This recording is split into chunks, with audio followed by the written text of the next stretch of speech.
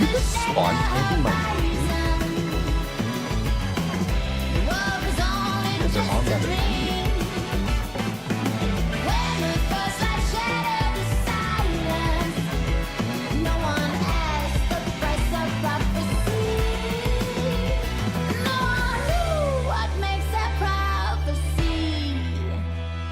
Or maybe the UI is broken. They were built to last forever.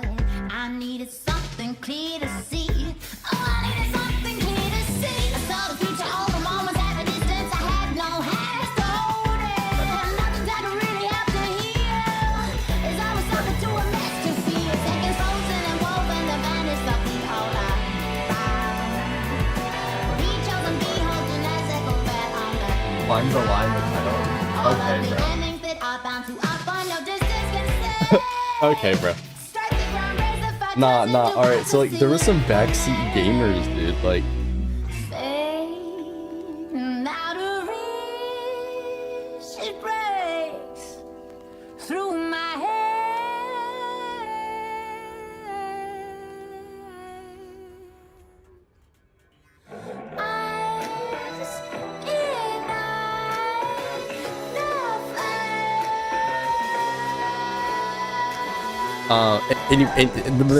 well, sorry, I got distracted here. I was reading the messages.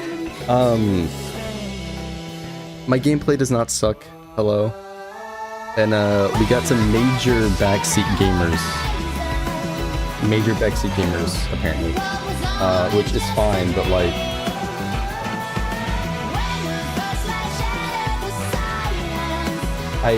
I think they failed to realize, like, the one thing that happened. Yeah, in the YouTube comments. I think they failed to realize, like, what was actually going on in the gameplay and why I did it that way. But it's fine. I still want to look over the comments, though, because I haven't looked over comments in the recent videos.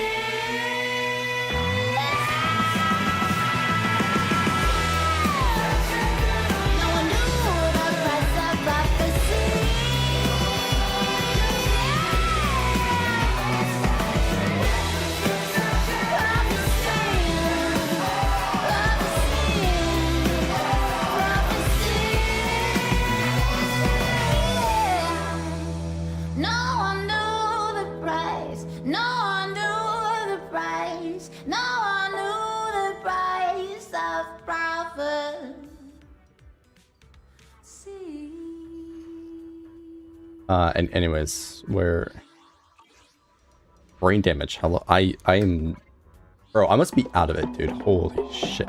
Let me. Okay, so there is one thing. I know our favorite YouTube channel, Vladimir, he's posted multiple videos, but that aside, my feed is filled with like a bunch of drama stuff right now, and like,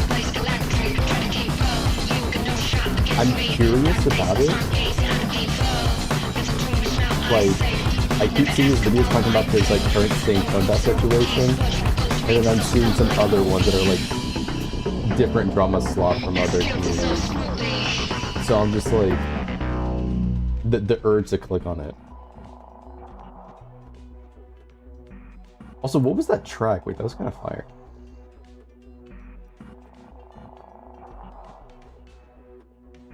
Oh, it's in Chinese. Awesome.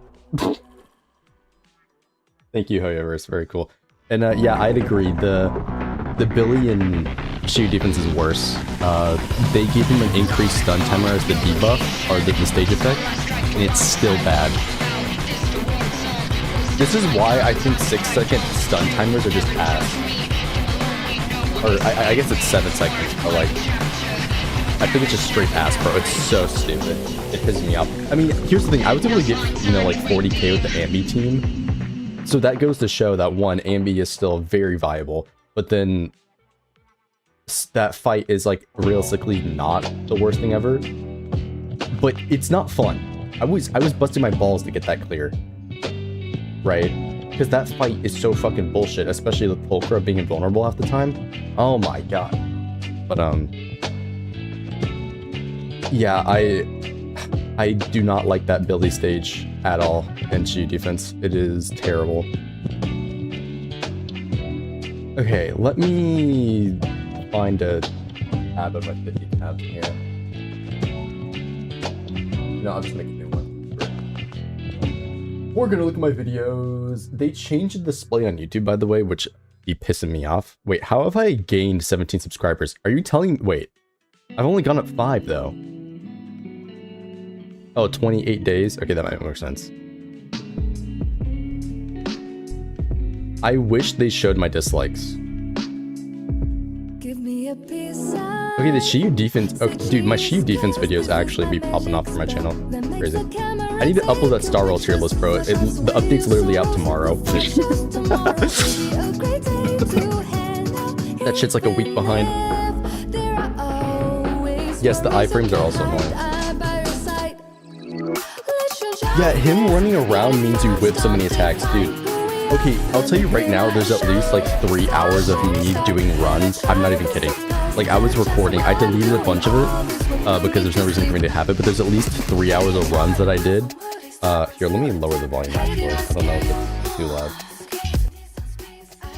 But there's at least 3 hours of runs I was doing on that team to try to get that clear in the first place.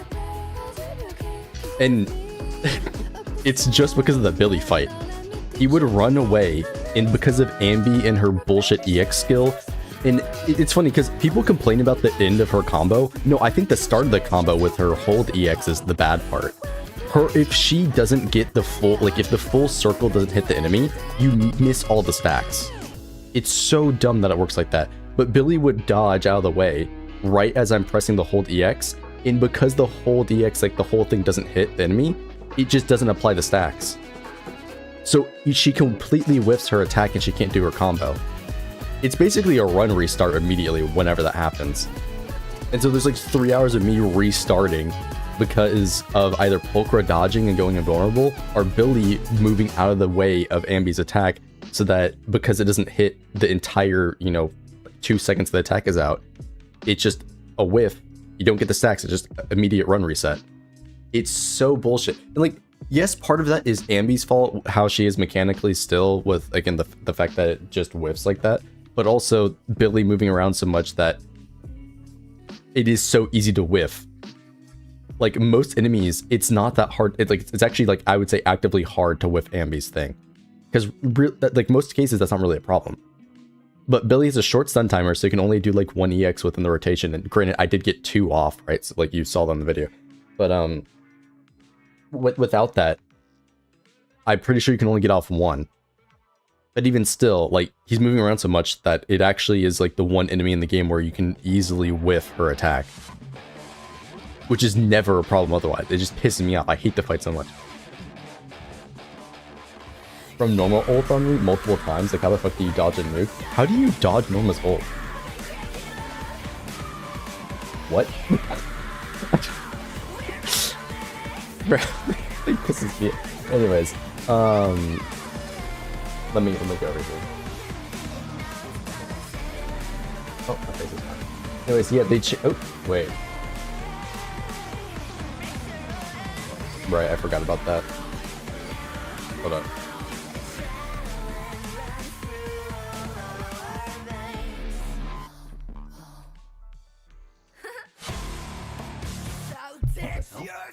Oh, shit. Oh,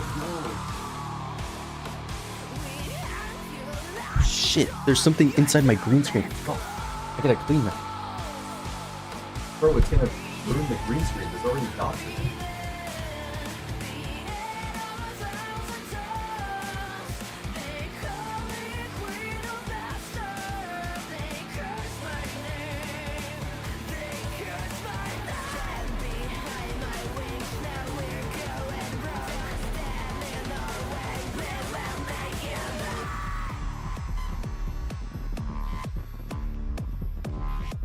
That's not good. Every day I think the gacha gods that Billy sold like shit, but does not deserve any sales after that boss fight. It's not that bad. Like, come on.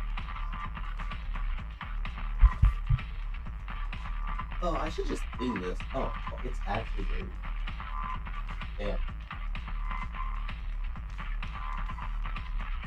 Okay, I don't think it's permanent damage, but there are like little divots in there.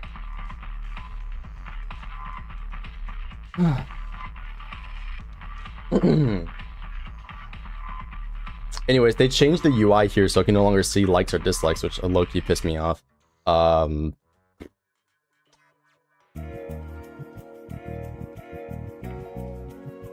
Really? Aw. Whatever.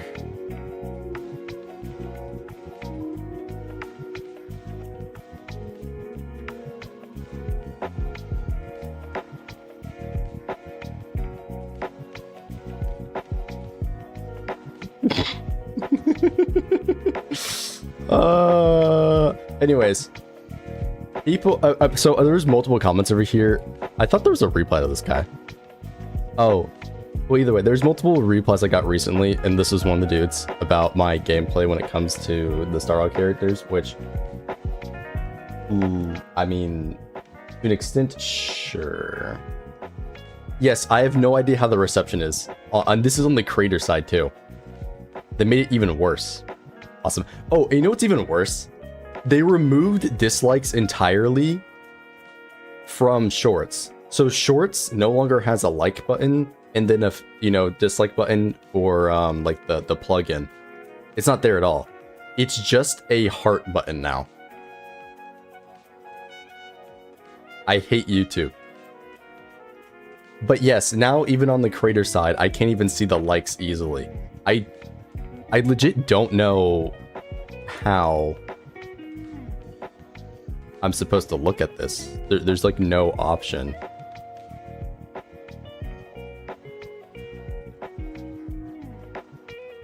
There's no button for me to click. I think I literally just cannot see it.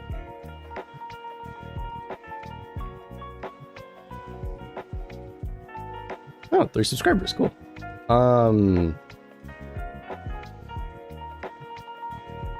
Wait, this is a pretty decent graph.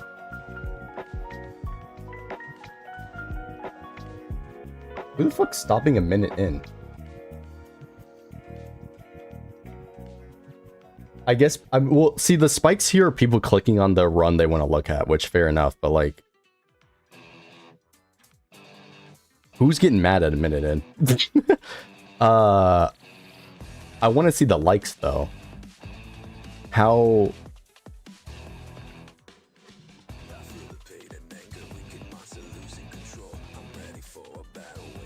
do I see the likes? Legitimately. Wait, somebody hyped the video? Yo, W for the hype.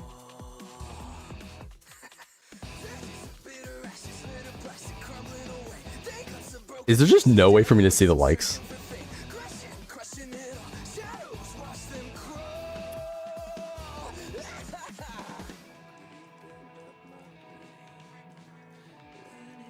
I think I straight up can't see the likes. That's just crazy. Well, anyways. back to what I was looking at.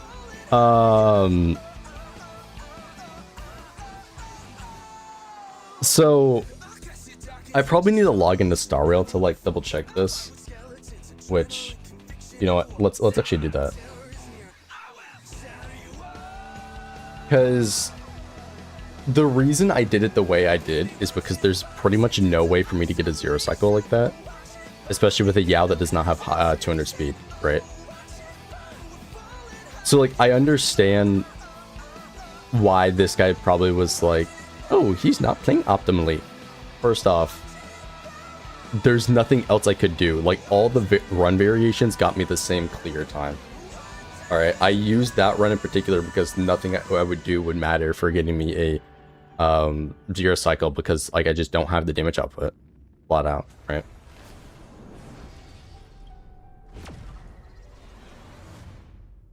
It doesn't shuffle. Okay.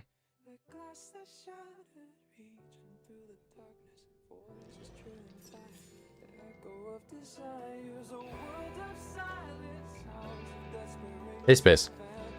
Let me pull up. Yeah, Forgotten Hall. I'm gonna go to Forgotten Hall just so we can like double check this, right? Because bro wants to talk about my gameplay, right? So obviously I'll pull up the video, right? If we go to the actual video here, so this first thing is at 9:15. Remember the aha instance, which I think it happens right after. He's talking about this, right? So he was saying to let the rebel go and do its thing. First off, it doesn't matter because this first side is still getting zero cycled, but then also his critique here, and actually I probably should pause this temporarily. The critique here in particular is that I am wasting the not the punchline. What is it? The energy, the certified banger for Evidencia, right? In the end, that it make you lose a cycle, so it doesn't matter. I mean, yes. So like, at least he's aware of that, right? But this literally like doesn't matter at all whatsoever. I do want to say though, like, we can actually just do exactly what he's saying here. The show, right? It's not going to make any difference in the run. Nor does I think it even affect us. Because, like, he will do it, but instead of getting up and giving me punchline, he just does the attack and then gives me punchline. Wait, do I have an auto? Oh, I don't. Okay. So, like, if you know how the mechanic works, right? He'll stand up and he'll do the rock and roll thing.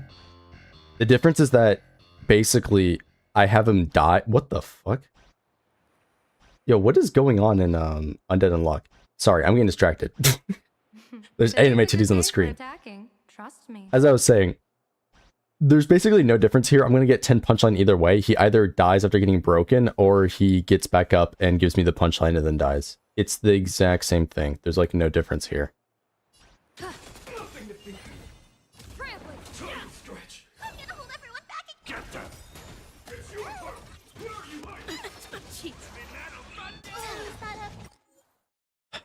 And, well, you see, that's what happens if I don't try to break him instantly. That's why I did it a certain way. Because that shit happens. I'm not trying to sit here to farm a zero cycle that is not even possible, and then get one shot like 50 times, right? If I didn't break him, I just, like, fall over and die. Now we need the Megatron to actually hit both. Yep. Yep. Nope. This is why I did it a certain way. I'm not trying to fall over, okay? You can see you can see problem number one. I'm doing it so I can avoid falling over, because it doesn't make a difference.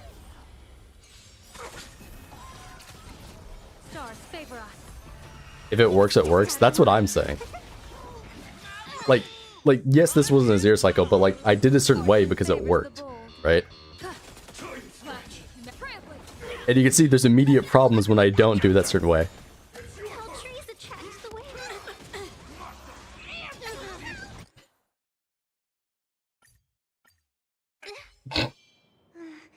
Based on combat analysis, this guy's tough.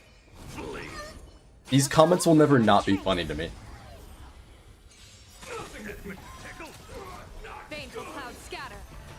Surely we will get it, right? We'll get this minor nitpick.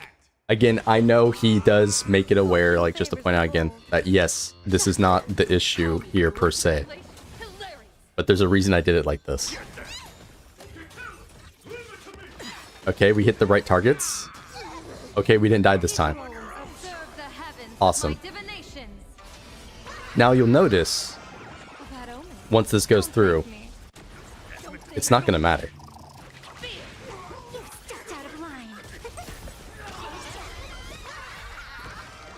And because of the game's mechanics, I wasn't able to press the alt button with EMC, and we're gonna waste a lot of certified banger. Might as well restart based on what he's talking about, right?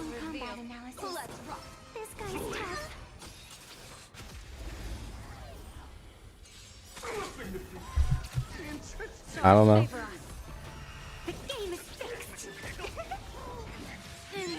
It's seriously more beneficial that I break him, like, unironically. Because I just get the punchline either way. I understand, like, the concept here. That's like, oh, well...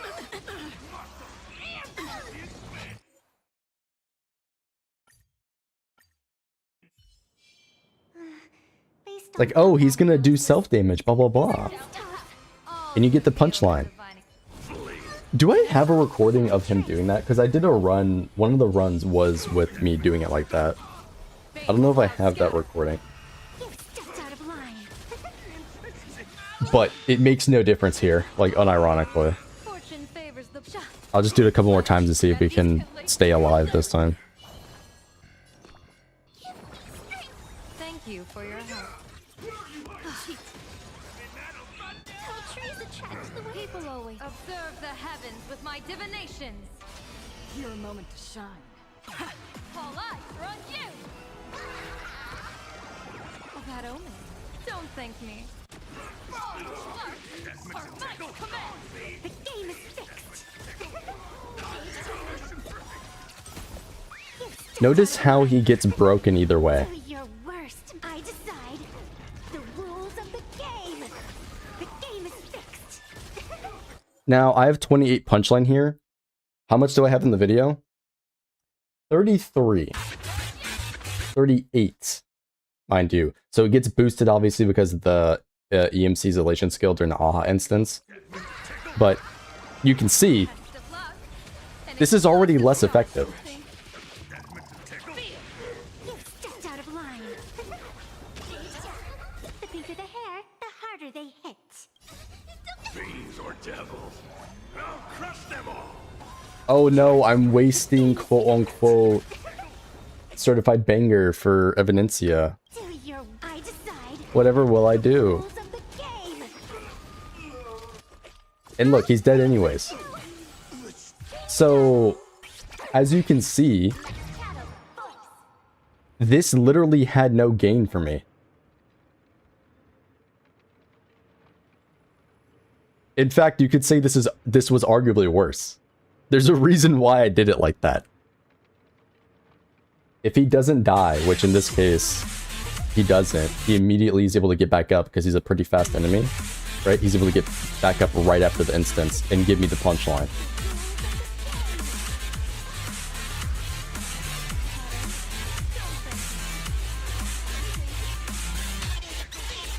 Okay, I feel like the next time I do one of these, I should increase the volume of the game.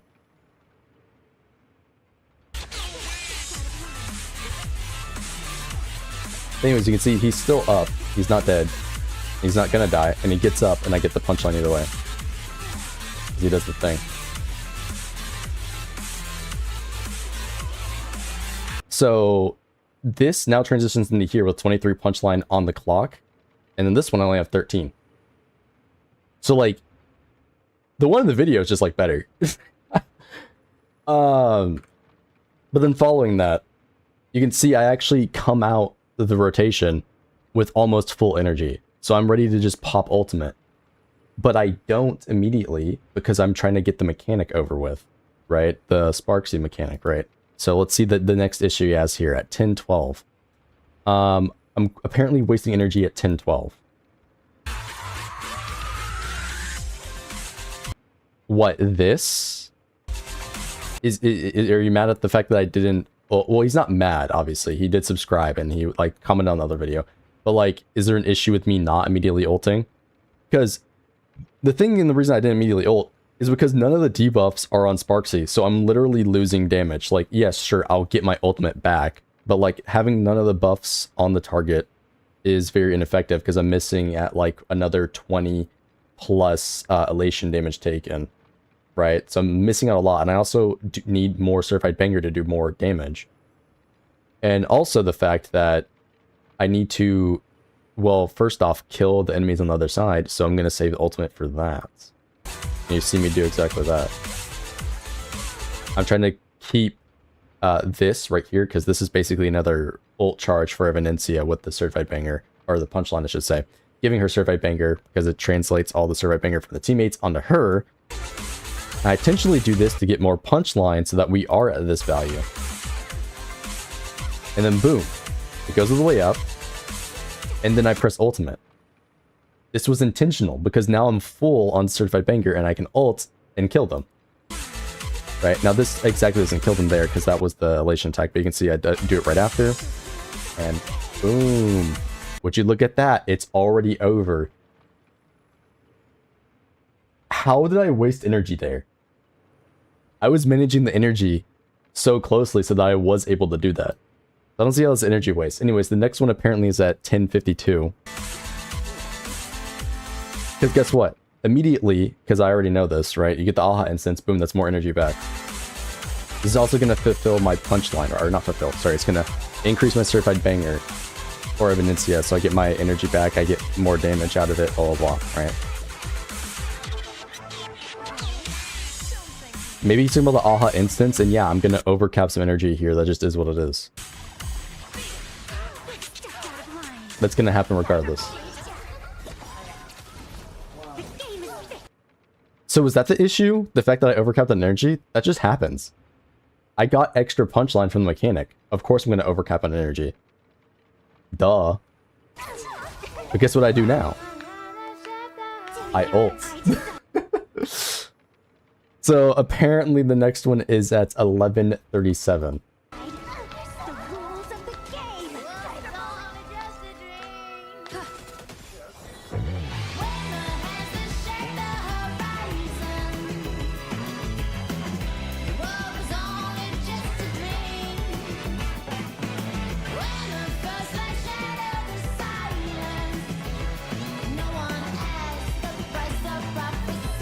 Intentionally holding because I know I'm going to be able to refill immediately. Towers cut the sky, floating islands hover and fly. Coldest side. First off, what happened at... Hey, what's up? What happened at 37? Are you talking about how she got hit and I ulted? Well, are you mad I didn't use Yao Guang's ult? I'm wanting to push the aha instance on the phase 2, so I can get my ultimate back and be ready immediately for phase 2. That's why I did this. I don't see what's wrong with this. How is this an energy waste? I don't care about Yao Guang's ultimate at all here. That's not important. I'm trying to get this last 10% gone. Guys, why is my Twitter For You page all about criticizing Genshin? Is that bad? No. But I think right now people are blowing up on Genshin Impact because apparently there's some drama with Saint Tontas saying that Wuwa is becoming Genshinified or something. I don't know. It's popping up in my YouTube feed. I guess there's like people are crashing out now. No clue. Anyways, you can see how successful this was because I got rid of that final 10% because I know her follow-up attack is going to hit really hard. And now my certified banger, or sorry, my, I keep mixing up the names, but my aha instance, right, is on this half of the fight. So I can make full use of its damage. Because otherwise it was going to be completely wasted inside of, like the debuffs and everything are being completely wasted inside of phase 1. But now it's in phase 2, and I can utilize its energy, its debuffs, everything. I do that intentionally here. And you see, I ult so that I don't waste the energy that's upcoming for the next aha instance. So like, I don't see the issue here. Apparently there's one at 12:32, so we'll see if that's true.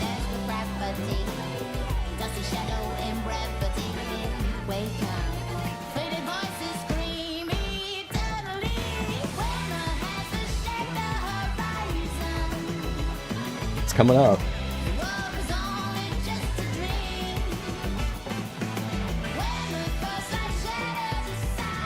Wait, is he mad I didn't use the... Is it because of this? Is it actually because of the aha instance here?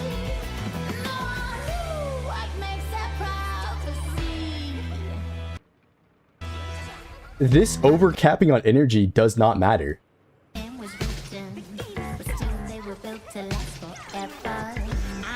I don't have the damage to kill them. It wouldn't matter if I use my ult or not.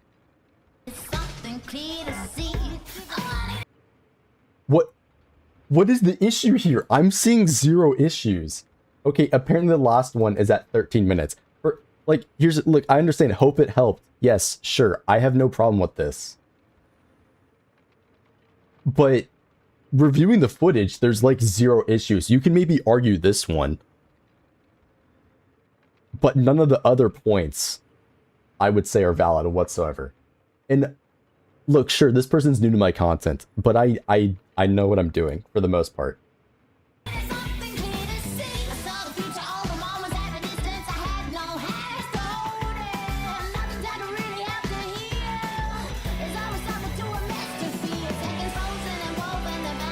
Oh, is it because I'm holding on to her ultimate here?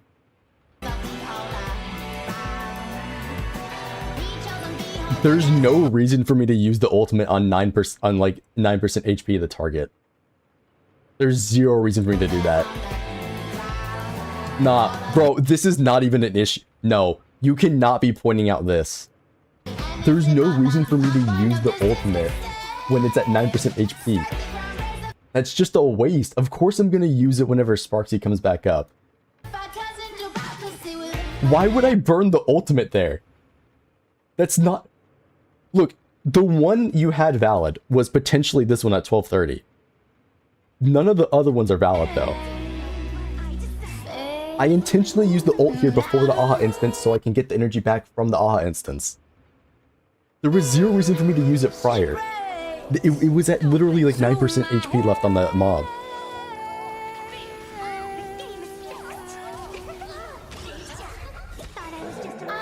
There's nothing wrong with how I handled this fight.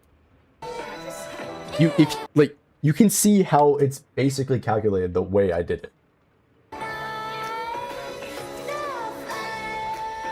There's legit zero issues with how this played out.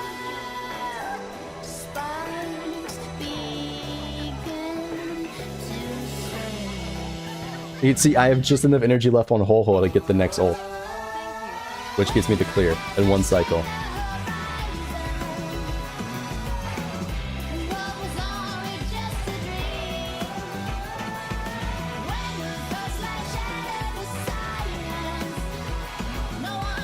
But yeah, no, I mean like, I can't agree. There's zero issues with how I played that.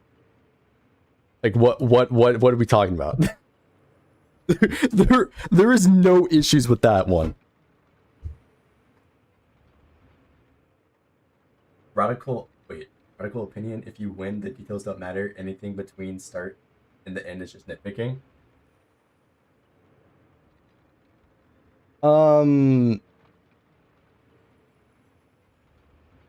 I mean, for the casual player, sure, I can agree.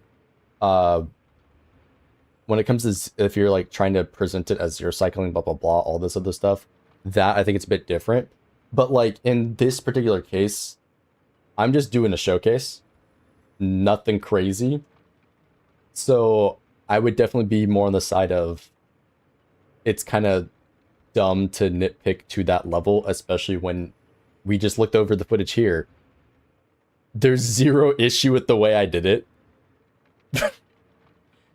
I was overcapped on energy in a few spots, and that was intentional. Because there's no point in me wasting the ult on a 2 HP target, right? But I think it depends on the context, really.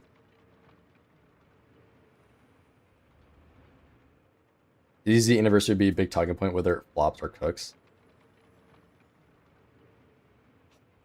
I mean, I think it's gonna flop because people are gonna overblow their expectations, but we will see what happens Friday, right? Whenever the live stream comes out, right?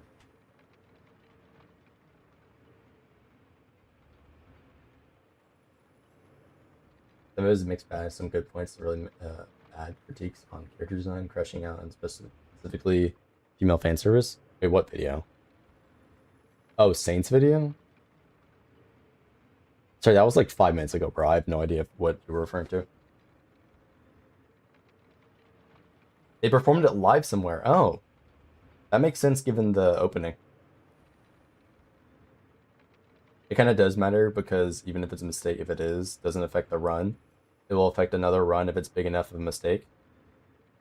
Well, yes, that's what I'm saying though. Like for the casual player, it doesn't matter. But if you're trying to do a like specific run for, you know, a certain thing, like making a mistake like that will cost the cycle, right? So like it just depends on the context. No, blowing an ult on a 2% enemy would probably make Aha laugh, very elating.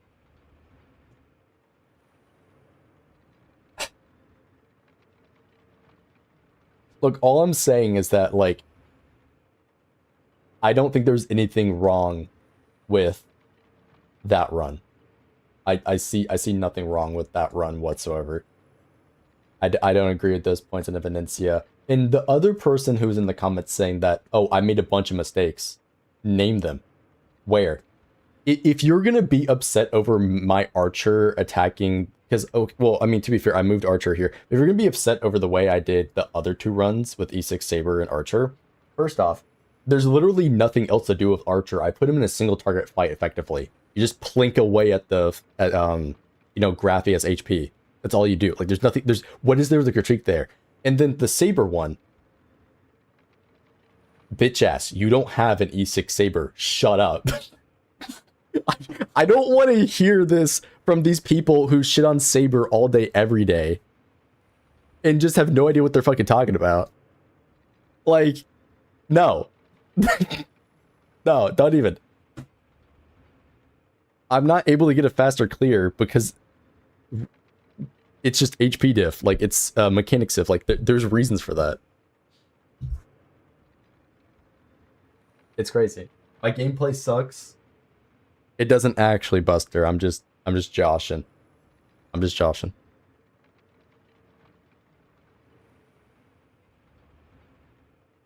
This guy knows what's up. All right, so here's another one. 28 subs on Anomaly is insane. First off, you're not familiar with my game. I am insane. I need to have 400 AP on every Anomaly character, otherwise I'm not satisfied. So, yes. Was Genshin always this weird and bad? Was the title only vid on her channel? Wait, what are you talking about?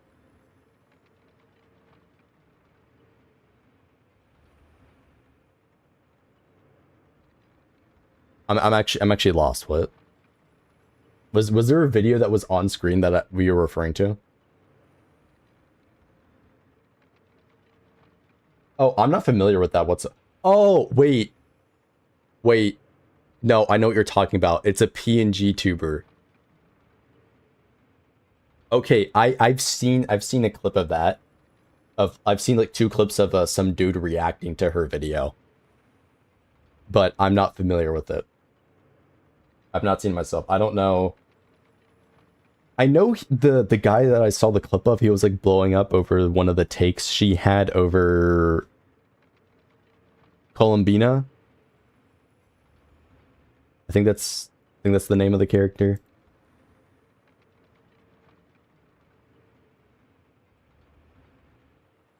Oh, it's her one and only video? Oh. Damn, first video and it caused a big controversy? Yo, good shit. Yo, good shit, good shit. Are people like hating on the video or something? Chapter 3? I mean, I'm kind of out of the loop though. What's the channel? I'm kind of out of the Genshin loop, so like I don't know if I have anything to say here. Bro, why is my incognito tab showing Tecton videos? What did we watch last time?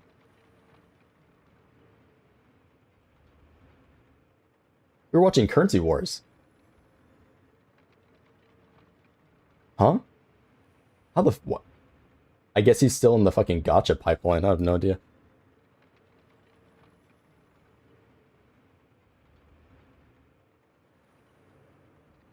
Interesting. It's the very first... It's the autofill option. Huh. Interesting. Why is it half watched? Oh no. Oh, yo, YouTube is after her. It's not half watched. It's the... I didn't pre-watch it. No. It's because of the way YouTube search works. It like... pinpointed the part where she talked about Genshin. Is this a tier list? Wait.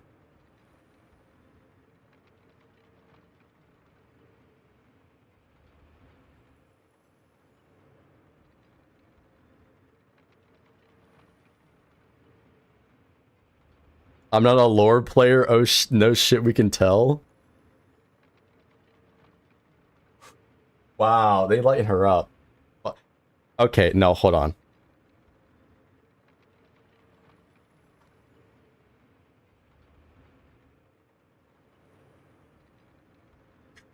Ooh. 8K dislikes?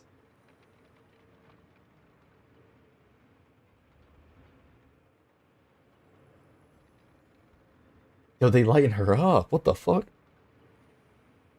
No shit, bro. I'm tired of you. Fanservice was not directed at me. You know it's bad when both sides of the fandom are hating on you? Calling a slut while thirsting over a low and high? Wait, what? Wait, she's like the least slutty character. What are we talking about? She has a Victorian dress on. What?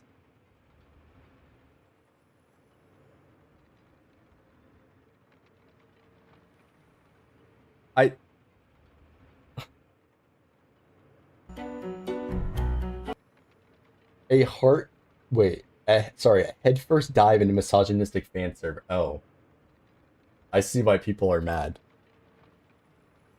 Okay. Sorry, I forgot the way Twitter warriors work. Female fan service bad. Wait. No, sorry, other way around. Male fan service bad. Female fan service good.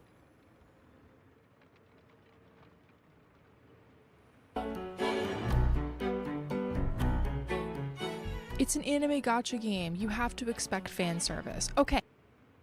Games themselves are fan service. If you do not realize that, you're fucking stupid. I know that. But Genshin used to be different from other games in its genre. No, it didn't. No, it didn't. What are we talking about? No. Have you seen Noelle? Have you seen Jean? Bro, they got their titties out. Like, what are we doing? Lisa, Mona literally got censored because she had her shit hanging, bro. There's also Lisa, who's like very sexual. Like, what are we talking about? And I mean that genuinely. There used to be a much better ratio of female to male 5-star characters. Oh my god.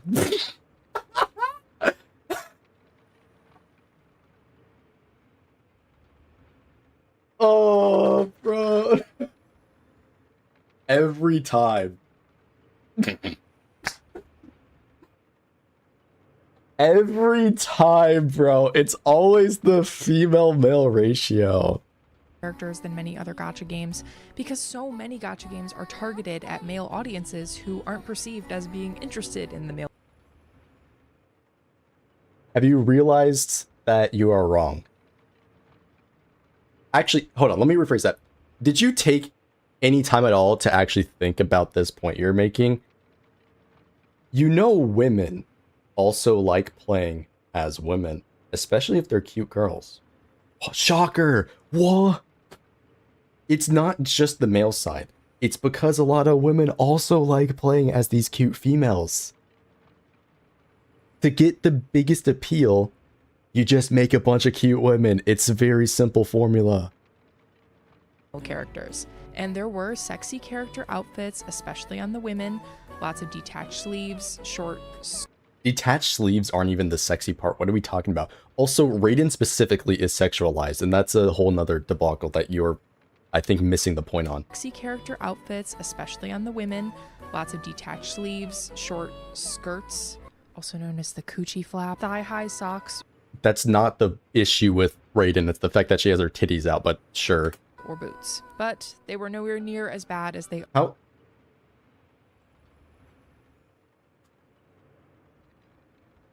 I'm not even gonna get into the fact that it's a hybrid kimono armor thing. But what? Known as the coochie flap, thigh-high socks, or boots. But What? The thigh highs aren't inherently sexual. What? they were nowhere near as bad as they are now. These women are nearly naked now. I can't say anything about this one because I'm not, like, in the know on the game. But she's a mystical deer god. And the only thing I can say is I think it's hot that she's basically naked. And not only does that make me mad and uncomfortable from a standpoint of being a woman who feels objectified just by looking at these designs. Okay, well that's a personal issue that you got to get resolved like therapy or something, because what the fuck? Bro, it's a 2D, it's pixels on the screen, like, come on.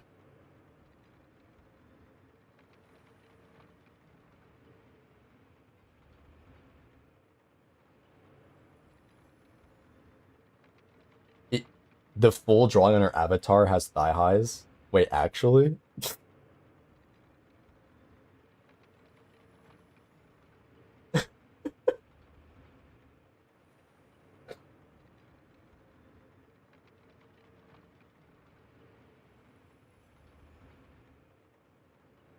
No mention by Aka dancing in the water while wearing socks. I think that was the big insult, yeah. Tell her to go to Africa IRL and wear sweaters, she won't. But also from a character design standpoint, I have quite a bit to say about the sharp drop-off in not only the quality of the Genshin character designs. That one is debatable. I'd say a lot of them actually got better, especially the males. I think the dudes look really cool now, to be honest with you. But also, is this going to be another person that knows nothing about character design? Because that's always funny. But also in the tastefulness of them. To show you what I mean, we can talk about some... Genshin is tame compared to their other franchises. And even then, Genshin be having bath scenes. So, like... early Genshin designs, to compare them to more recent ones. I think it's... Are we gonna... Okay, wait. Are we gonna ignore Mona and Lisa for this? Is that what we're gonna do? Compare early Genshin designs and then just ignore the other ones? It's important to discuss the physical elements of these characters first before we discuss the fan service elements of their presentation, writing, and personalities, because the physical appearance is the most obvious element, but I promise we will get to the other stuff in due time. Also keep in mind that I'm only going to be talking about female characters because most of the time, the male characters are almost always covered from chin to toe now.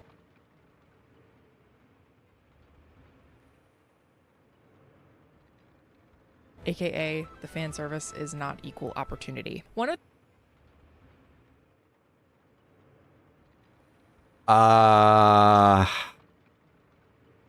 Debatable. I mean, like, here's, like, objectively speaking, right, they are covered. But it's a different form of fan service for different people. They are both fan service in their own right.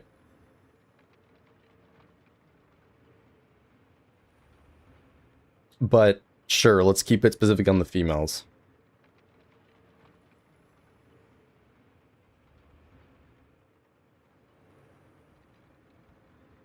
the first characters I'll mention is Lisa, one of the very first anime fan servicey characters that we're introduced to in the game. She teases the traveler, she calls them cutie, and she's averse to doing any sort of work. Her character design communicates so much about her though, nonetheless. Her hairstyle, which is very loose, you know what? and almost looks I'll like let it's it falling play out out on one side, shows us that lazy element of her personality. Her purple, black, and gold color palette obviously communicates. I saw conspiracy theories say that this person's a Kuro game psyop, doom posting right before SNES Naya to draw attention away from Genshin into Wuwa. Again, not a conspiracy theory.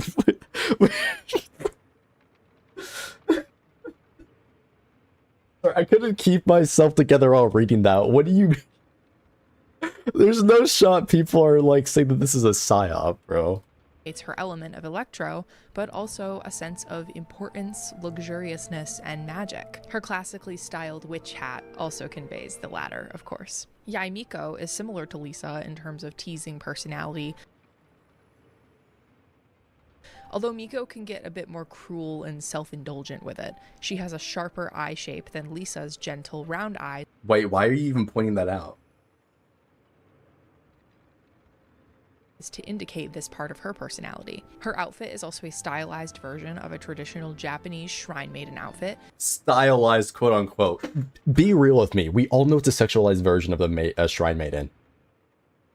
Like, come on. This.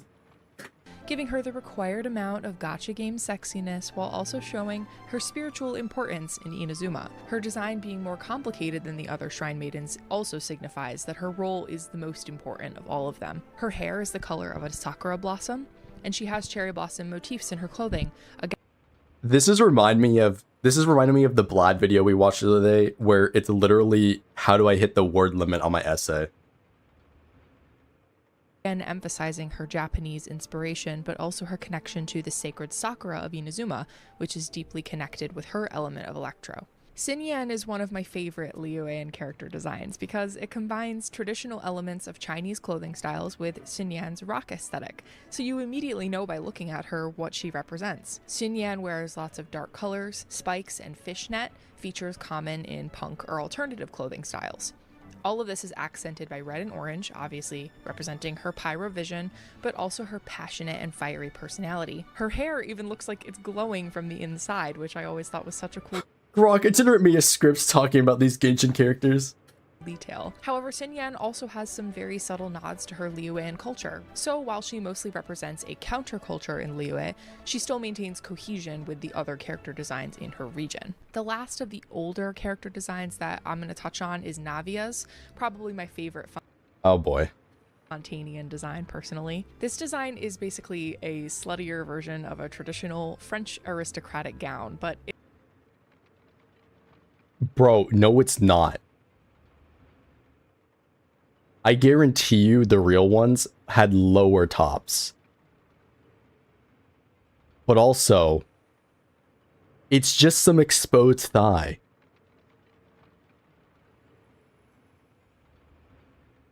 What? it still covers most of her body. Navia's design exudes wealth. It is full of ruffles and jewels. She has these big, billowy Hey, what's up? curls. She's got this big hat decorated with feathers. She brings along a frilly parasol. She also maintains connection to her hometown of Poisson with these ship wheels on her hips, as well as the canon theming of her elemental burst. Navia is also a very cheerful character, which her yellow color palette communicates. And she also has got these cute sparkles in her eyes that show that. I apologize. I apologize here. Here, we're not I'll actually put on the thing. First. Navia is also a very cheerful character, which her yellow Go color back to the palette ad. communicates. And she also has got these cute sparkles in her eyes that show that. As you can see, these designs are not only pretty tasteful in terms of gacha character designs, but they also do their job. They communicate information about the character, even if you knew The new ones do the same thing. What? nothing about them to begin with. The video's what so makes bad, the people ad is better, bro. Character design, and it is ironically what many character designs in modern Genshin fail to do. I'm kind of confused Not what her only that, point is. Okay.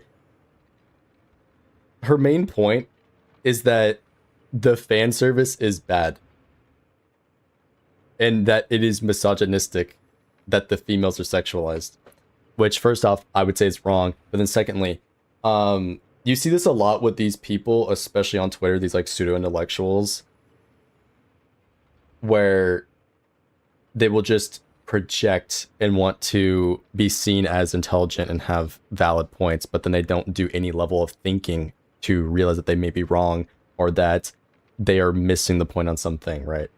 To like simplify it, right? There is no actual argument here that I'm seeing from her besides the fact that she has her own personal issue and doesn't like these new designs. Yes, fan service is both ways. He's never seen ZZZ. Well, that's what I was saying though. Like, this is the more tame. Like, Genshin is still more tame from the other Hoyoverse properties. They want to be seen as intelligent. That explains it. Well, they think they're in the right though. That's the thing. They think they're in the right.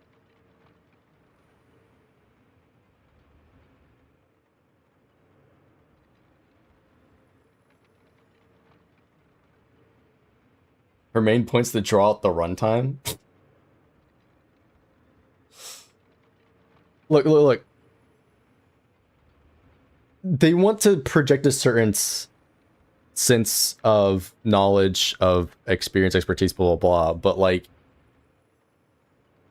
all of this so far is just padding.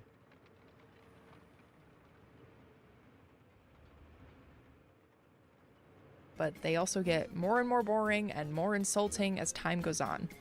So let's take a walk through them, shall we? This ought to be fun. One of my least favorite recent characters is Lali. Again, I know a fan favorite, but I'm sorry, I do not like her. Her design certainly isn't the most offensive of the Natlan ones. I just find her annoying. I do think her English VA is very good at their job and that they do a great job with Lali's voice, but I really just don't like the character's writing. We will talk about that in a bit. I thought this was talking about fan service, though. How the fuck is that even relevant to the rest of the point here? One of the things I dislike about her design, though, is this goddamn leotard that she's wearing. This girl is literally wearing a thong. This sweater thing would go right up her butt crack. I cannot stand stuff like this. Also, side note real quick, I have to pause to talk about the state of Genshin character trailers. Can we... Why the fuck is it... Dude, just make this his own segment. Why you have this transition in the middle of what you were saying? Talk about how these videos used to be actual showcases of the character's combat abilities with like little elements of story sprinkled in. Ones that strike this balance well, in my opinion, are Nahida's trailer, Farina's trailer, and Arlecchino's trailer. But now, character trailers are either, one, headache-inducing fan edits with these wildly inappropriate aesthetic choices. Wait, you have a problem with Neffers? Dude, I love Neffa. Like Neffer's trailer or... Dude, that one's sick. What do you mean? Lali's. Nah, you tripping. I actually watched that one. Music videos that make me feel like I'm going to implode from cringing, like Shilonen or Mawiko's trailer. Okay. That one I can kind of agree. But it's not that bad. At most, these ones show the elemental burst animation. It doesn't tell you anything about what it's like to actually... She must hate HSR and Zenless trailers. HSR at least shows the like combat abilities, but Zenless straight up, it's not even related to combat. Like most of the Zenless ones have like zero combat, bro. It's pure character based, and I'm glad it is. So she's mad at the ones that are showing less combat and are more like Hoyo's traditional trailers, where it's like Star Rail, where it's a mix. I just can't agree. I think the mix is better, but like the Zenless one is great because most of the time it's pure character, and then it shows like their burst animation. I think the Zenless ones are fucking the best ones, honestly.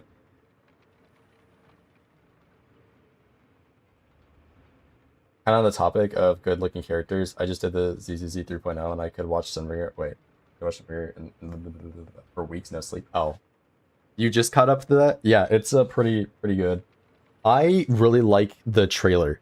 The trailer is massive hype, especially if you watch the trailer for the first time at the end of 2.8. Like, that's peak, right? Having it replay at the end of 2.8, you're like, all right, let's get this shit going, right? So it's awesome. I need your best take at how these people exist in the world, bro. Such a moron. I'm amazed she's managed to learn how to. Listen, let's wait till she gets back on topic and see if it comes back together. Play the character in the video game that I'm supposed to be pulling for them in. Tell me how that's supposed to give me a good impression of these characters. Anyway, back to... It's because you're pulling for the character. Well, you know what? Lolly's outfit, it's the same thing with Mawika. Her design features a zipper that goes all the way around between her legs up to her back. That can't be comfortable, right? Especially riding a motorcycle. And also, what exactly does this design communicate about Mawika other than being a biker? Yeah, I guess she's got sun imagery to represent. This will have to be agree to disagree. I don't like the fact that she's a biker. I would have loved a more Kratos style, like God of War type thing. But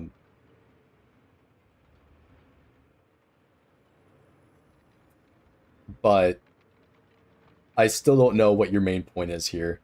If anything, this design is less fantasy than the other ones. Her Archon hood, but to me, her hair is the only thing about her design that gives me Pyro Archon. But then, you know, all of that still goes away when she fights and her hair lights up. And then we have... We're criticizing the Super Saiyan hair?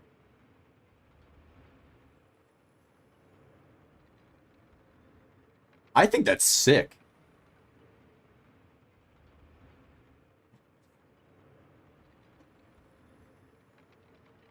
Vladimir with a voice filter? No, bro. No.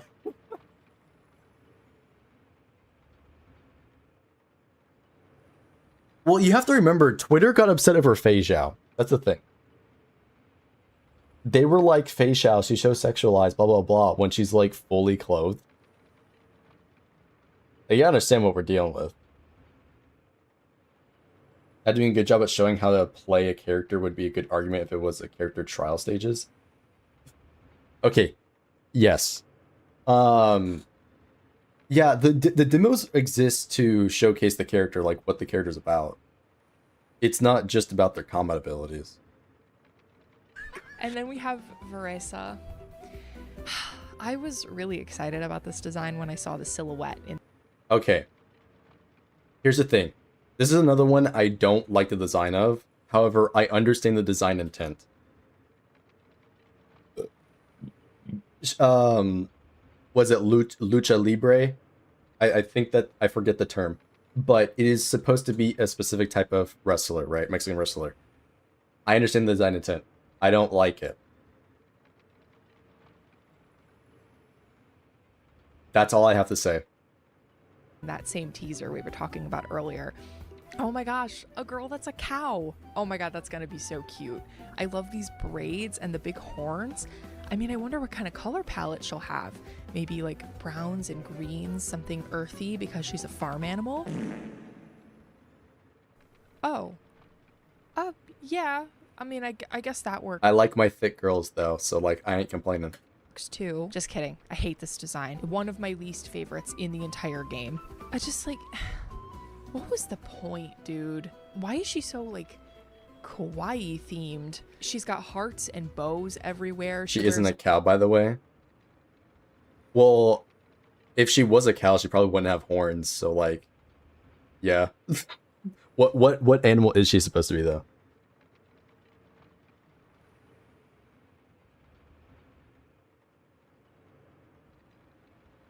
A different African animal in the same family? Well, that's what I thought, because cows, they don't have horns.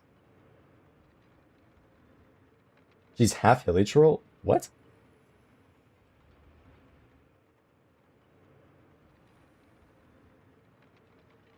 A bovine? I want to look that up.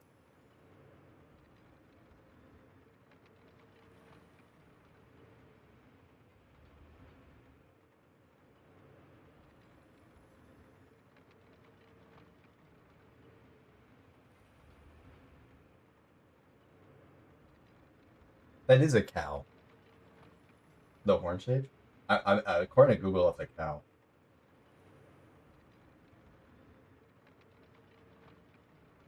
Alright, at birth. Before she's given birth to a calf. When she has the calf, becomes a mother, she's officially a cow. She technically shouldn't have horns, that's all I'm saying. I think that's the wrong name you gave me.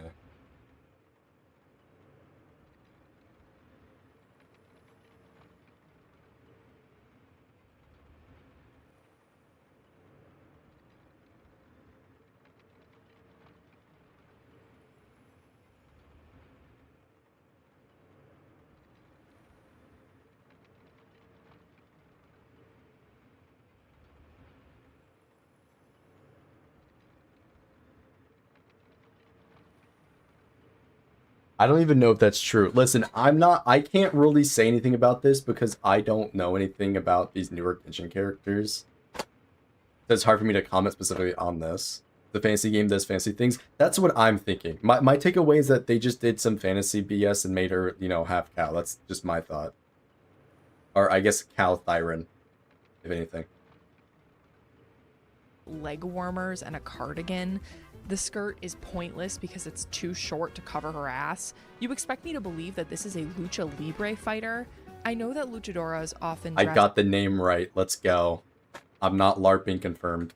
in similar silhouettes to Veresa's outfit, but they didn't incorporate any elements of the culture that Veresa is inspired by, or the one that her That's not even true. What you called the leg warmers, that's part of it. But that's not even true. LARP? name comes from. There are plenty of lucha libre fighters who incorporate elements of their culture into their costumes. They could have gotten really creative with it, but it's not like it Well, they did that with her burst animation. That's what her ultimate's for. even matters because we never even get to see her fight like a luchadora in the game. It's all just Well, yeah, because Genshin's combat is fucking simple. the food bullshit and falling on her ass all the time. It's especially frustrating because the animators have been getting really creative with the normal attack animations lately. I realize that these are Lucha Libre moves, but I'm talking more about her quest appearances here. Motherfucker. Why?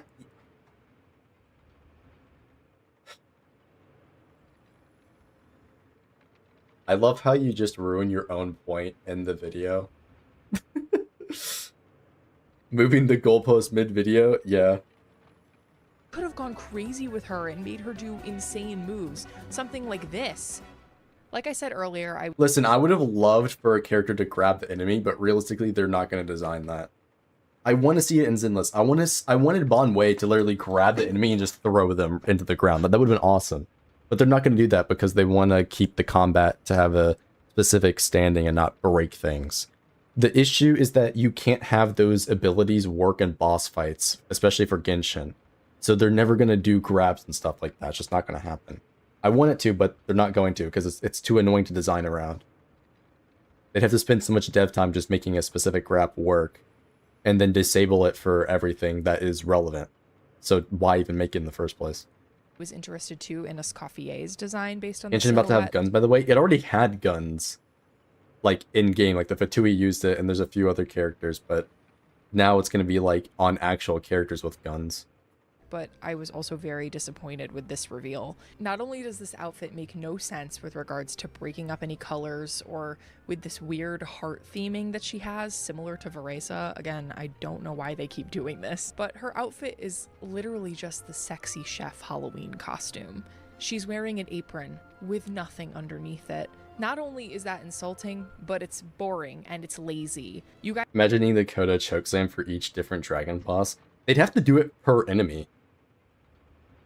Like, it's not like they have standardized enemy, like, models like, Destiny or, like, some shooter would have, right? No, they've got a bunch of, like, various models per enemy. They'd have to code it for each enemy.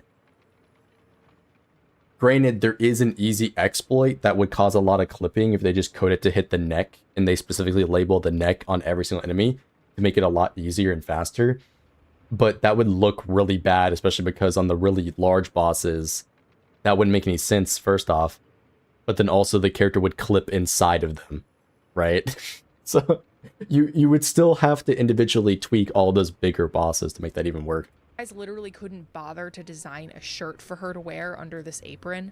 They would just rather put more effort into the detailing on her fucking stockings than design her a shirt. Skirk makes me mad in a similar way because they literally took an already very revealing outfit and made her more naked when she made Her new model looks better. Stay mad. Honestly. They made her hotter. Like, stay mad. the transition from NPC to playable character. Lauma is one of the ones that makes me the saddest because I actually really love the way that she's written. I'll just see what qualifies as a neck on the literal ball boss that was just added in the latest patch. True. Bonway grabbing the UCC's neck. He do be given neck. Every 6 years worth of different varied enemies would need to be changed to accommodate that one move for Veressa. Yeah, true. That girl expecting to wear winter clothes in that lane is crazy. Listen. Listen, listen. We should be nitpicking the religion in each area. I hate how they don't have the representation. The fictional game representation. And in the narrative, her voice acting is so beautiful and gentle, and I find her quiet strength to be really, really compelling. It just sucks because she would be perfect if she wasn't almost naked. For Lauma, I don't feel hatred like I do for Veressa because... I mean, you can almost make the argument that why would a god even wear clothes if they're above the concepts of humanity?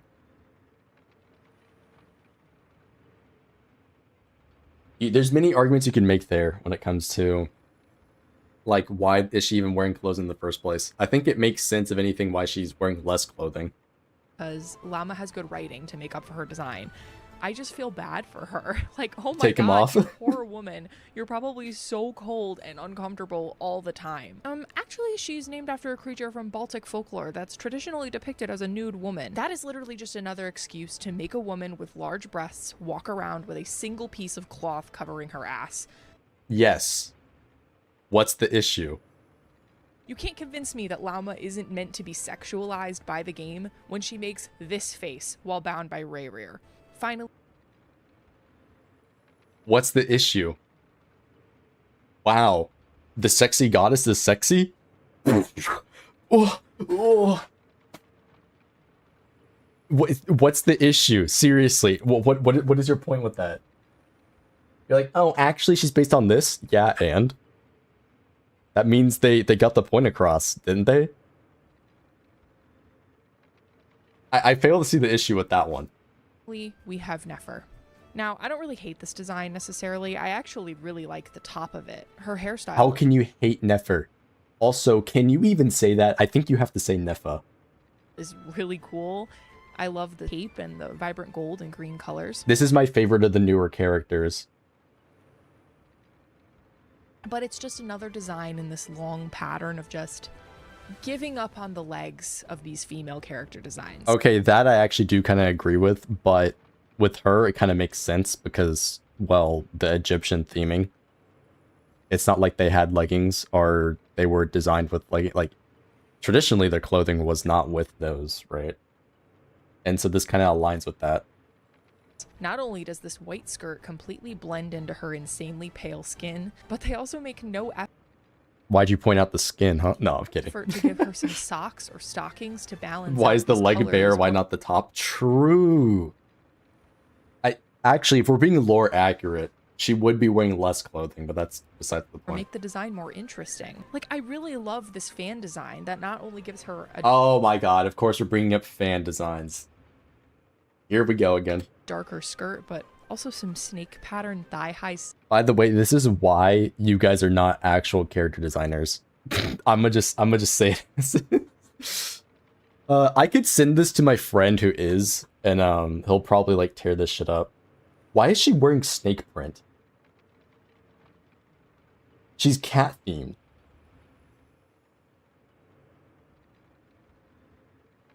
She's themed after a cat. Why the fuck is she wearing snake print?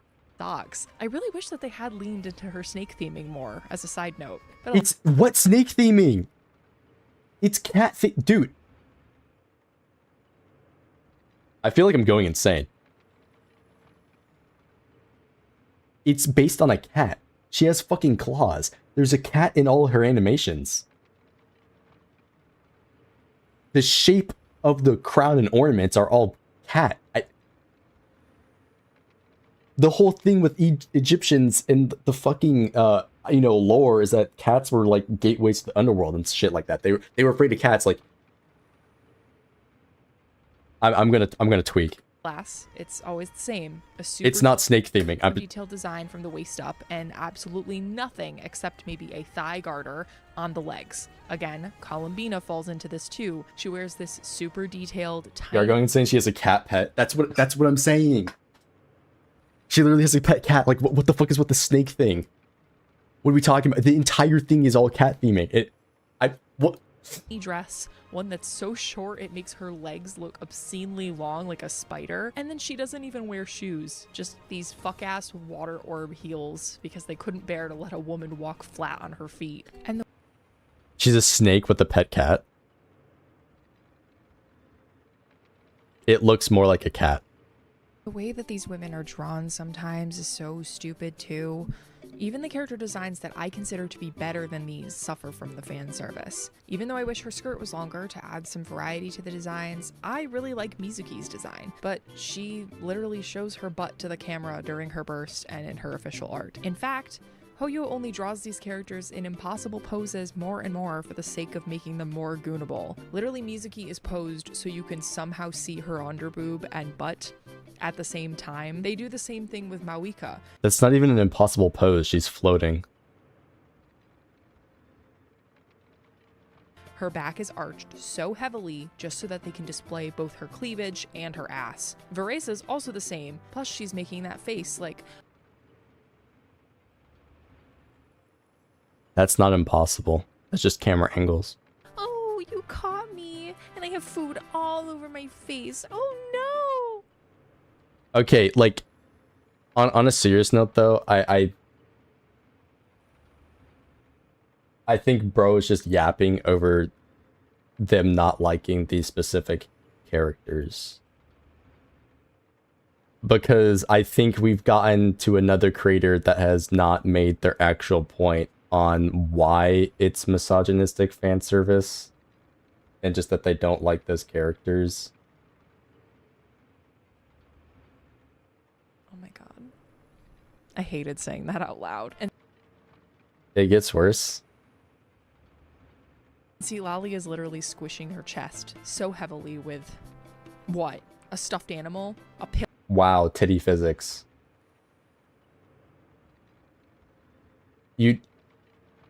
Here's an experiment. I know this person's a woman. Here's an experiment. Tape water balloons to something, and then press a plushie up against the water balloons. You will see what happens. Pillow? That is not how this part of the body works. This is only one of the It literally is. What are we talking about? anime fan service tropes that Genshin has increasingly leaned into over time. As the game progresses, we only get more and more characters that fit the tsundere character type. Oh my god. It's over, guys. We only get more and more characters that fit the tsundere character type. Oh my god. Why is she leaving these in the video, but then also what's the issue? God, I can't fucking say this. As the game progresses, we only get more and more characters that fit. It's tsundere. What, because you don't have the technical Japanese pronunciation of it? You don't have to be 100% accurate. It's not that big a deal. Like, fuck. The tsundere character type, which I personally find annoying. Lali and Sandrone are the biggest examples of this, but I would also argue that Escoffier falls into this trope sometimes. Somewhat related is the increasing number of characters who have very obvious crushes or similar devotion to the Traveler, all of whom To pad the women, runtime? ironically. Ayaka was a big True. one early on, but since then we've had Mizuki blushing around the Traveler, and the game purposefully putting her into situations in which we're meant to like cutely embarrass her. It's clearly meant to have a teasing romantic tone to it. Similarly, Lali has a big crush on the Traveler, made evident by being portrayed like this in her Valentine's Day art, and by all the times Dude, it's fucking Valentine's Day art. Who cares? the game has given us very convenient plot-related ways to read each other's thoughts. Dude, this shit is painful to play. And then most recently, I mean, that one I don't know because I haven't experienced it myself. And I can see how there could be an issue there, but like...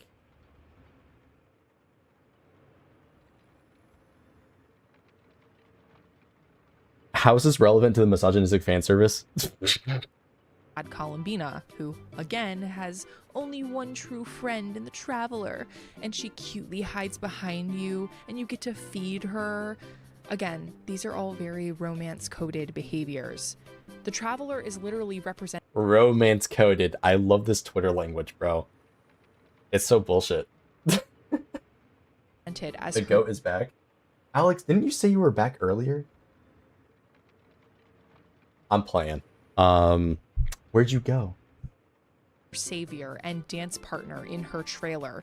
It is a pattern at this point. Can we please let women have more interesting relationships with the main character than being their shy waifu all the time? And again, this fan service is never equal opportunity. The male characters never get to have interactions or relationships like this with the player. Why not? We also have character-specific tropes. Veresa, I'm getting to you now. She was tailor-made for the feeder fetish. I kid you not, in one of her trailers,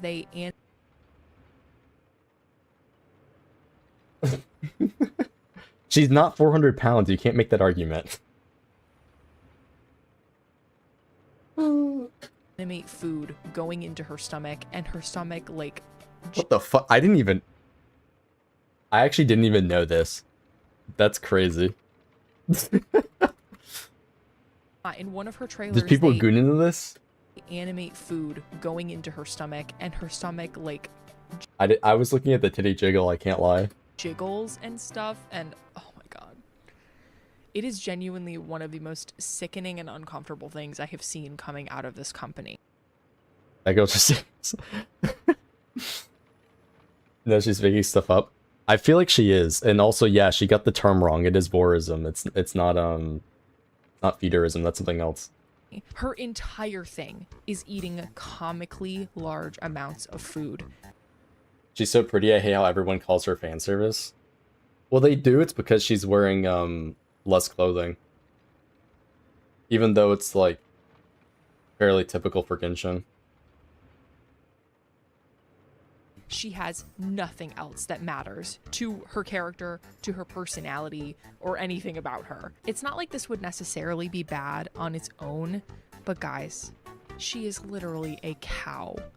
This character is extremely insulting, and I hate her. And that's not even mentioning how she literally fights by falling on her ass. When you are playing her, she will fall and her ass will be facing the camera. I still don't see how this is relevant to the fan service thing that she was bringing up earlier, but also like the whole point is because they can't do certain things because they're limited by game design.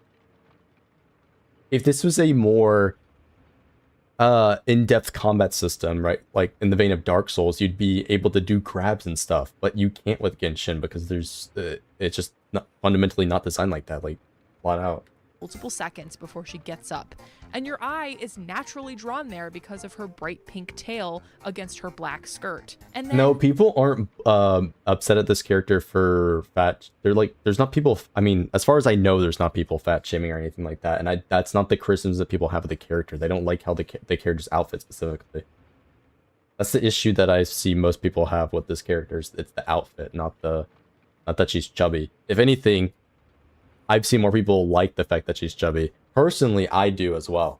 But it's like not even that much more chubby than the rest of the characters, so like it's not even to the point it probably should be, to be honest with you. But you know, when she gets up, she'll like dust herself off and be like, if you look her up, it's all her getting fat shamed. Bro, what side of the community are you in? What the fuck?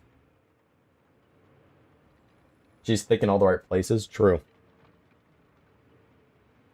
Nothing else that matters. Not that she's one of, if the physically strongest character in Outland, all her strength makes her afraid that she'll accidentally hurt people. Nah, just eats a lot. I do like, here's the thing. I do feel like that was a bit of LARP detected right there, because I did actually like, I know a bit about this character because I've talked with somebody in Discord over her specifically, because I've expressed before that I don't like her design.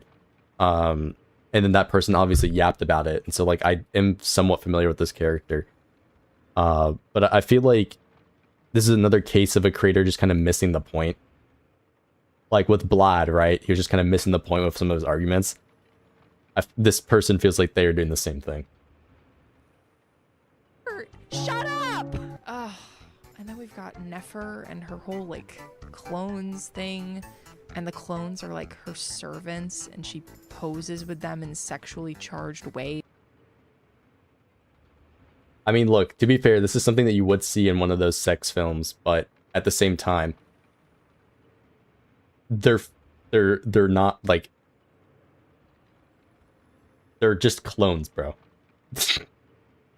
they are literally like jade illusions. I don't know what they actually are, but come on. Ways like she's holding this one's face. Section Genshin when? Sex update one, true. How is this a problem though?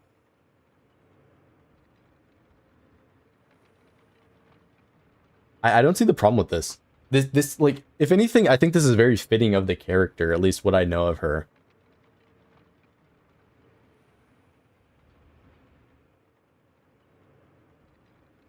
Eternal misogyny at this point.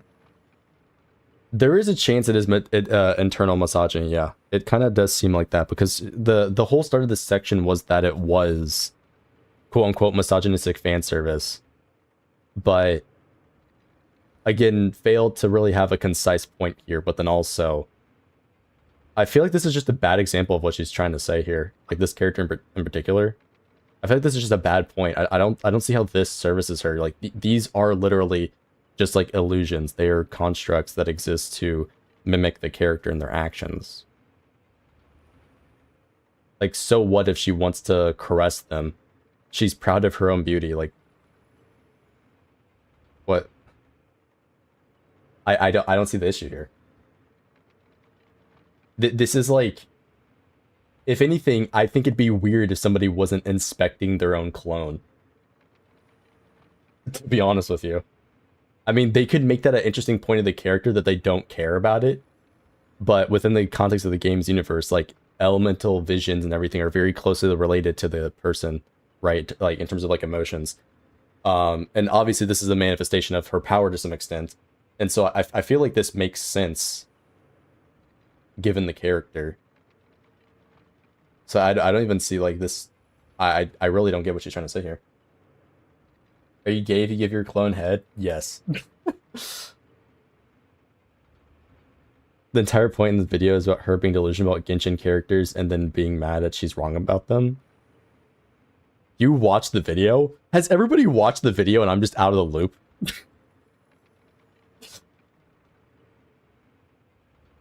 Yes. I mean, fair enough. Are you gay if you get head from your clone? Also, yes.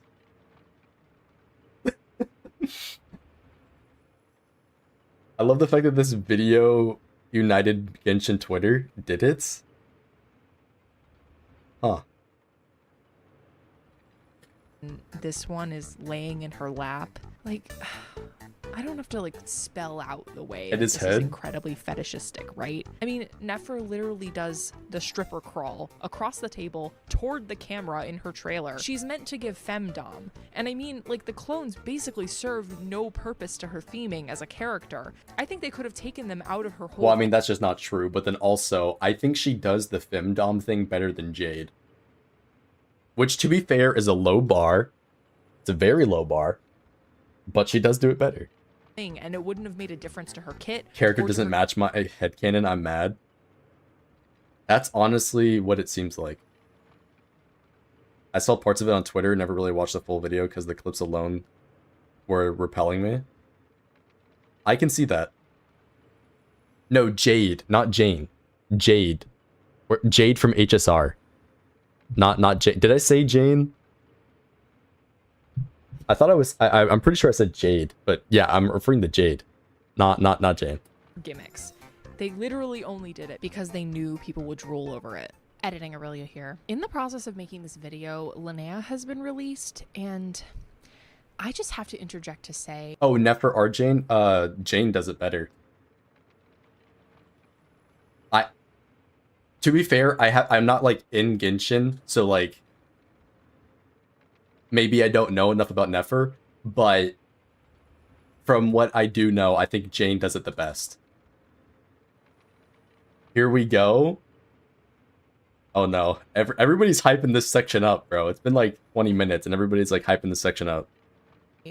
What the fuck were they thinking with this character? I feel like a crazy person because I feel like I'm the only one who doesn't think she's adorable and in fact recognize... I think there's something wrong with you. She's cute as fuck.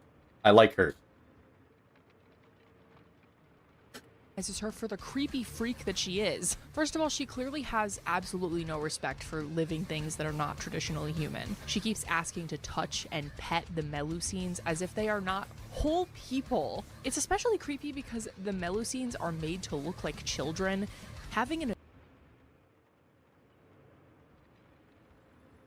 What? So the normal thing that women, like, are biologically coded to do? adult character who is high-key obsessed with them and can't treat them as the people they are was a fucked up move on Hoyo's part. They literally make a point to emphasize the humanity of the Melusines and how they had to fight to be accepted in Fontanian society, and now we have a playable character who we are supposed to think is cute, harassing them and treating them as though they are pets. It's disgusting. Her trailer is sickening for the same reason. She fantasizes about being rubbed up on by Siegeween, who, again, looks like a child, and What? Kirida, along with You know what? This is definitely a person that hates lollies. other Melusines and Nekomata. It reads It's not that deep. It really isn't. extremely fetishistic to me, which is a problem. Fetishistic? How? What? Melusines and Nekomata. It reads as extremely fetishistic to me, which is a problem when the people that she's fantasizing about look like children. Bro.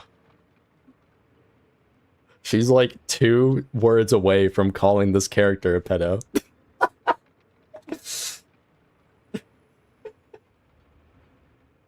She just doesn't have enough proof yet. She chases these people around and doesn't seem to let up after being told multiple times to back off. There are multiple promotional It's it's Vlad with a voice changer, dude. materials in which she asks to touch a Melusine, which makes me think that it's happened more than once or twice. I mean, at least her character quest wasn't as bad. I won't spoil it, obviously, because I said I wouldn't talk about content past Luna 5, but I still don't find this character. If you look at that and interpret it as sexual way, there's something wrong with her. That's what I'm thinking, honestly. I think this is a self-report. So what? You've got a character that's obsessed with cute things. Like, wow, that's a normal thing. Whoop-de-doo. Oh, what? They're interested in other species? Whoop-de-doo. Appealing or compelling at all, as I feel like I've made it very clear. She didn't play the quest? Who knows? Even have an interesting design to make up for it. She's literally just a copy-paste of Charlotte. Even No? What, because they have red and white? They look very different. What the fuck are we talking about? the Wish art is the same. I haven't felt No, such it's not. What? It's not the same image. a burning hatred for a character in a long time. Why do you hate this character? This is like the character that I think you could hate the least. This is like the least problematic quote unquote character in like the whole game. Like, what the fuck? Hoyoverse had the opportunity to portray Linnea as a character with a disability that made it difficult for her to fit in. Oh my fucking god. Just play Zenless if that's what you want, you fucking bro. Oh, it's better if they're disabled. What is with this infantilization of disabilities? It's so fucking stupid. Oh, but this character's problematic because they're a pedo. This is legit the stupidest thing I've ever heard about a quote-unquote character analysis. This is this is the epitome of just saying shit.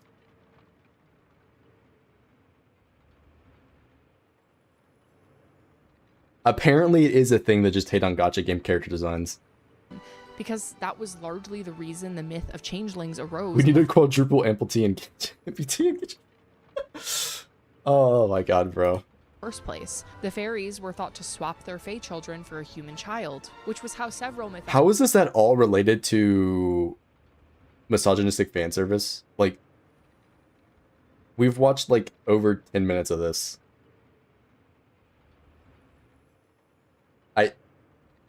I still have yet to see anything related to that. Where's my nugget character?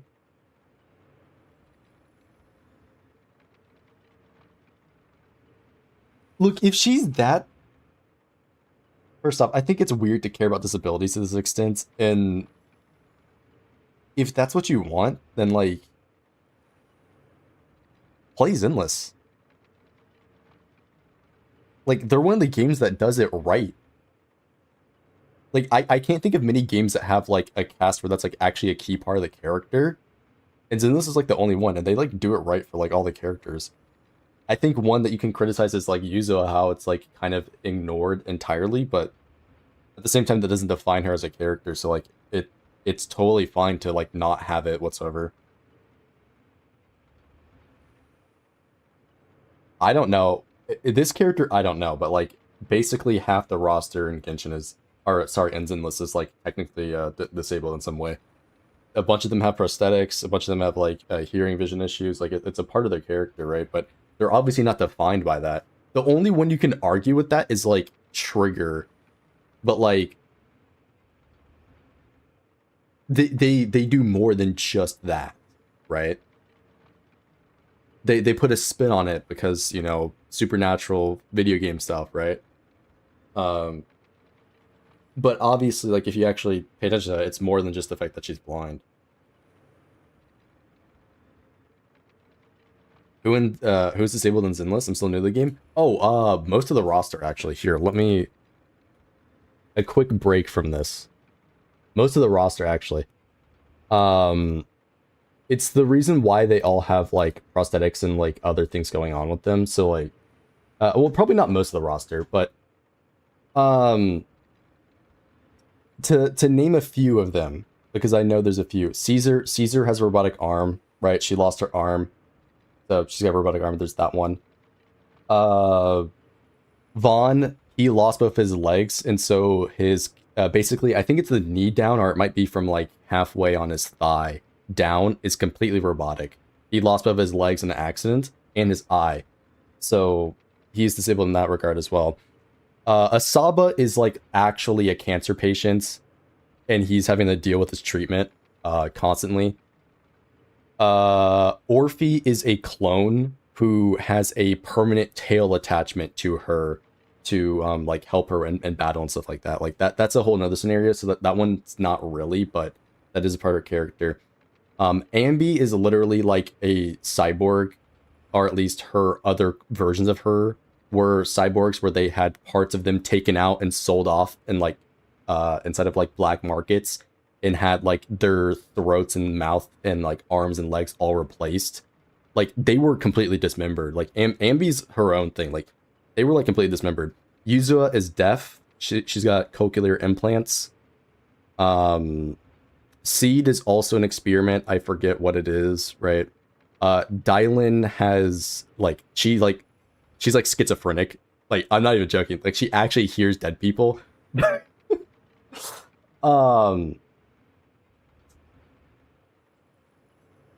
was another one I can't think of.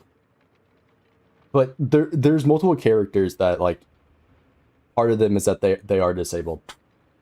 And they do a very good job of it if you, like, look at their stories, right? Oh, I forgot. Trigger, the main example. Trigger, she's blind.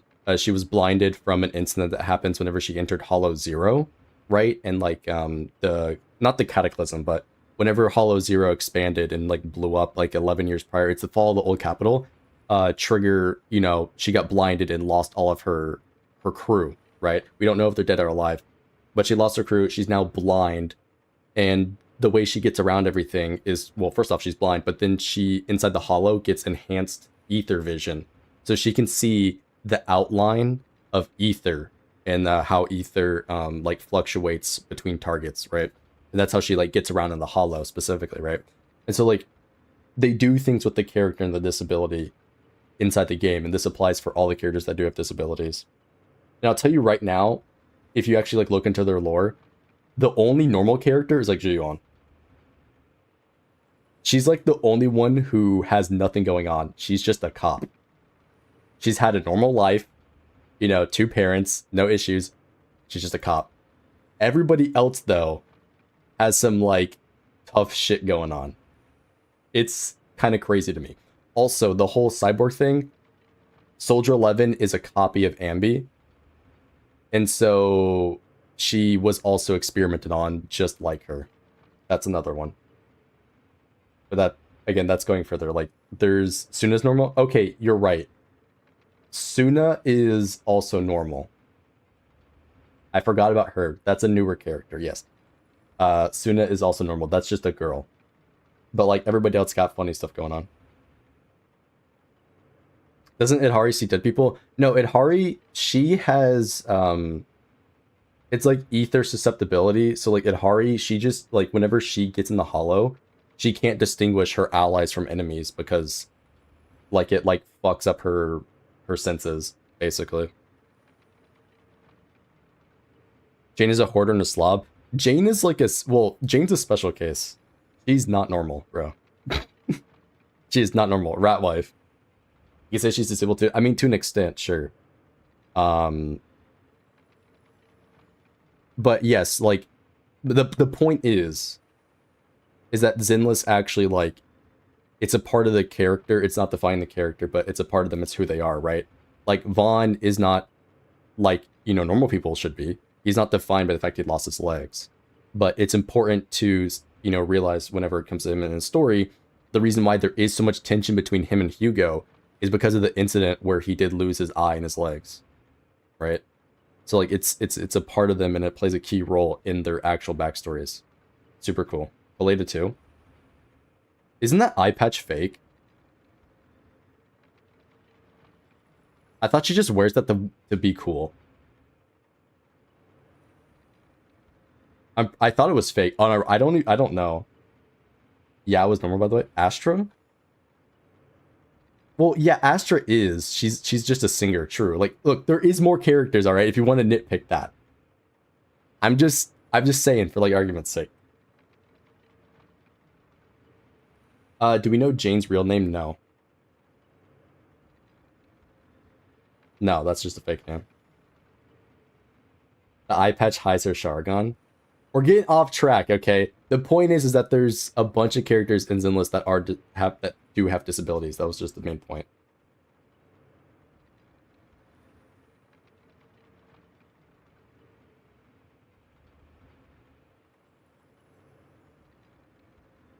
Jane's real name has my last name in it. Fight me.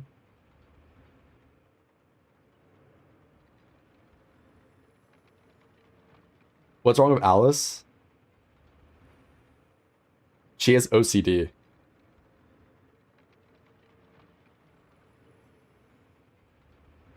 Alice has OCD, like chronic OCD. She needs everything to be perfect. Which is an ironic thing with the character, because they gave her, you know, heterochromia. It's kind of funny. Like, she needs everything to be perfectly symmetrical. And so that, like, informs all of her, you know, actions, her moves, like, a bunch of stuff with her character in the story.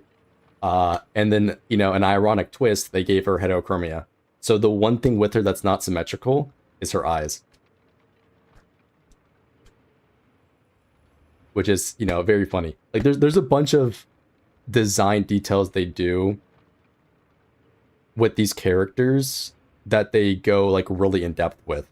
And this goes for every single Zenless character. And that's one of the things I like so much, is that there are those small details and those very specific design things that they do that just enhance the character, right?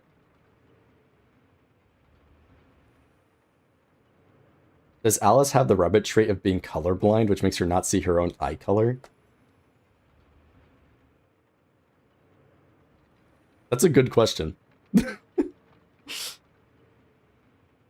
That's a good question. Astra is gay.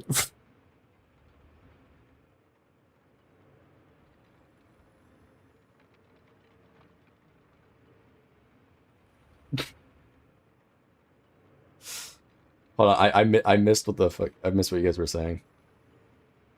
Miyabi is autistic. I think Miyabi is specifically, I think Miyabi, like, we don't know this for sure, but I think Miyabi has Asperger's, which is, like, you know, to bastardize it, and I'm aware of what it actually is, but to bastardize it, it's like kind of like social awkwardness. That's what I think it is. It is a form of autism as far as I know. So like, in a way, yeah, that's probably true. And it would make sense given her trauma, right? So like, it's probably something that formed later in her life, which is entirely possible. You know, her childhood that happened, and then she was kind of, you know, raised by her dad after the fact, and that she just has autism after the fact, you know? That is entirely possible. Her sword's called Tailless. That's a different reason, but yeah. I never thought she had robotic arms. I don't know why people thought that. Genuinely.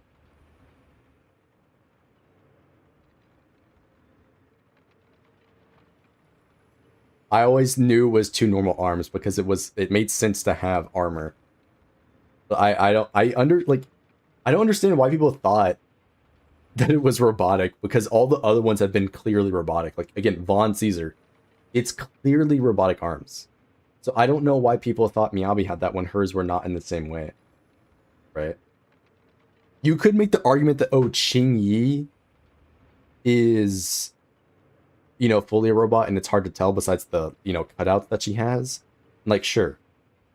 But I always thought of it was like human arms, because they never mentioned her having a robotic arm. They never did. They did with Caesar. They did with Vaughn. And Miyabi never was. So like, there's no reason in my thought process that she was ever, you know, ever had a prosthetic. Is Lucia? No. No, Lucia does not have a robotic arm. It's just a sleeve. As far as I know, it's just a sleeve.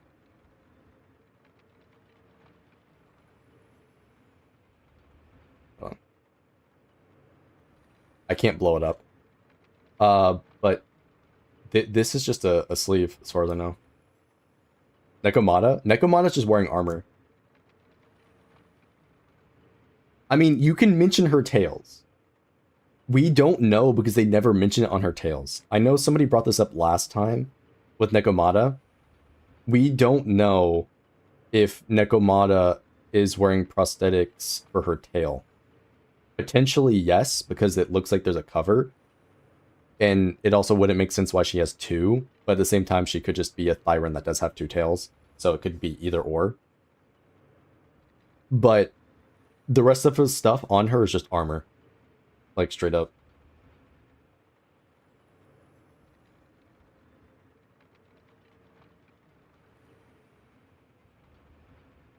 What's wrong with her?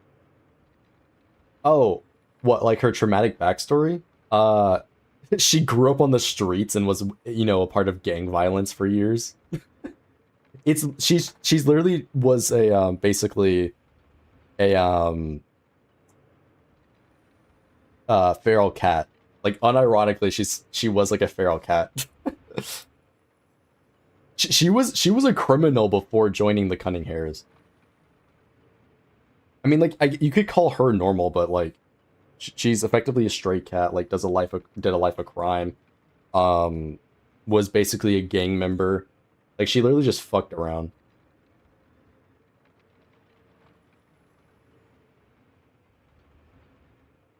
Have sad backstories. I mean, it tends to happen when they literally come from a calamity that happened 11 years ago, Lamau.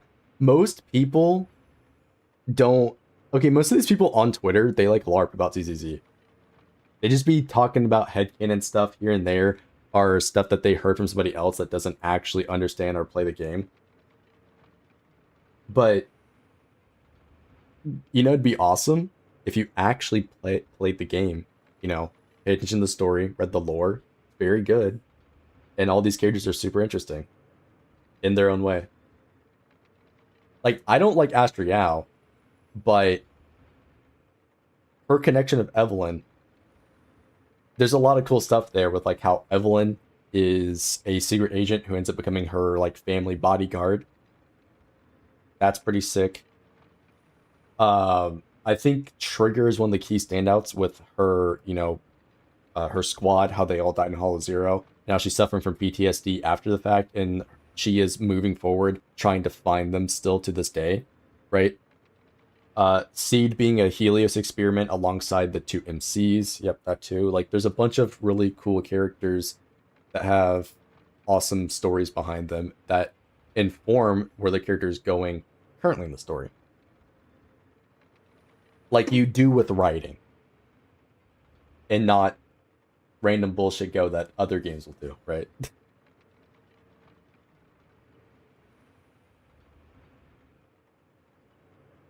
I sometimes catch Yuzo yelling at others when they're literally face to face. My deaf father does it all the time. Oh, really? I never noticed that with Yuzo, but like, yeah, she do be yelling.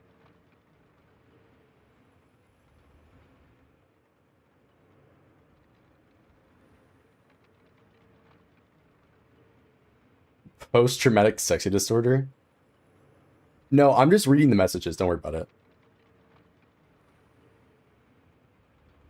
MC has multiple personalities in the bad case of dead childhood friends. Sure. Wish they were bigger? They were in her old design, if I'm not mistaken. Wait, no. That's not true. They're bigger in-game now. The current Lucia in-game, her chest is bigger than it was. She had a smaller chest than the original version.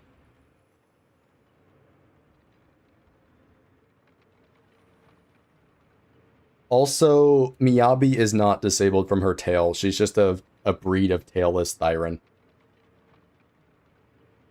Her mom didn't have a tail either. That's probably why they call the sword tailless, or... Yeah. Wait, I forget. The sword's not called tailless, right? Or... Is it the sword or the spirit? I forget which one. They might both be called tailless, but... Either way, they refer to it as tailless. So yeah. Generational disability? I mean, I guess.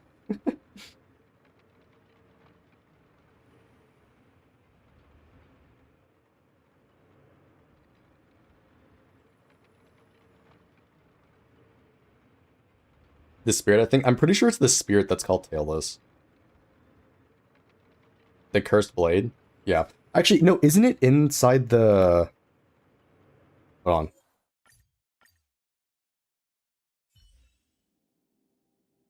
on. I'm pretty sure it's in the description of one of the data entries.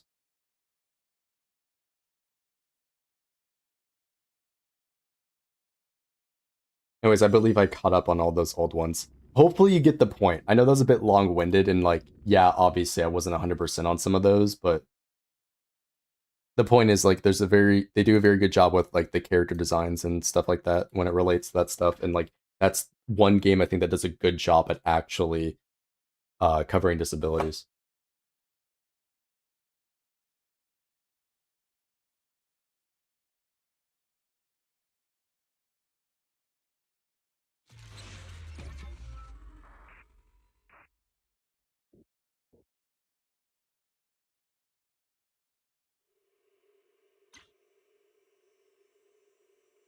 When I was 15,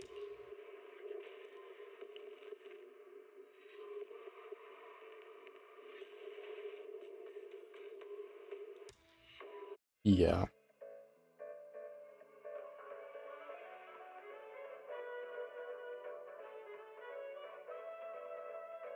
Miyabi's character short.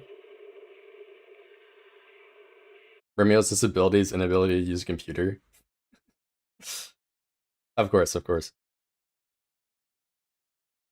The time they were born, they cut it off. You're LARPing? Bro, okay. You guys are tripping me up. Hey, what's up?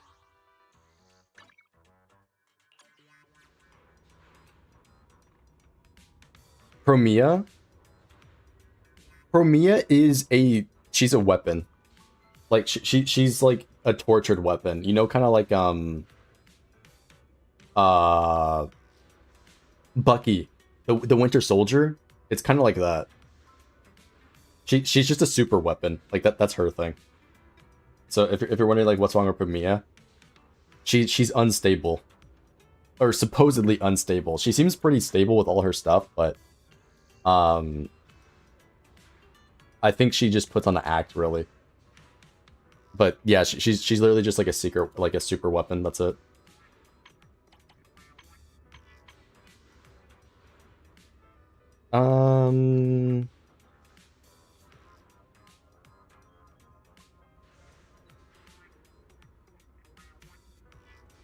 The sword? Well, that's what I wanted to check.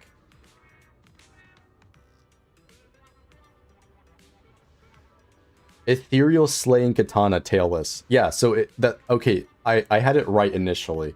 Or well, no, I said the spirit, but like, yeah. Ethereal slaying katana tailless. So yeah, tailless is the blade. I guess it's both, technically. I guess the blade and the spirit are referred to as tailless, like one and the same. Because the spirit thing is connected to the sword in the first place, so... Yeah. But it literally says it right here in the description. This is what I was looking for.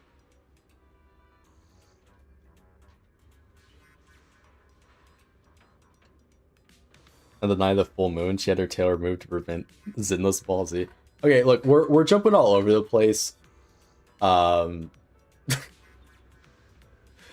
we're getting distracted by one of the interesting parts of Zenless, right? But we got to get back to this thing right here, okay? You guys wanted me to look at this section, and there's like 2 minutes left of this section, alright? Pathologies explained neurodivergence in children. Instead of portraying a really heartwarming story about a character who's autism coded, we instead get a freak who can't stop harassing anyone with non-human features. Ironic, considering how they want to portray her as an outcast who had no friends because she was a fae who looked different. Also, can we talk about how her lore makes no sense because the Saritsa and the Fatui are meant to be hunting down fae and eradicating them, hence why Flynn's hides his identity. But it's just completely fine that Linnea is outwardly a fae, perhaps even more obviously so than Flynn's because she doesn't cover the wings on her head or her crystal markings. Whatever. I really hope people open their eyes to how terrible this character is. Sorry if you feel kinship with her. She is not cute. She is not funny. She has no appealing character traits, and there are... You're just wrong. You're just wrong, bro. You're literally just wrong. I don't know what to tell you. Far better characters out there whose stories are about yearning for acceptance. Anyway, back to the video. Before we move on to the last part, I feel the need to debunk something I've heard both in this fandom and in other fandoms with regards to okay, I like how none of this has been about she should be the misogynistic fan service she claims that exists.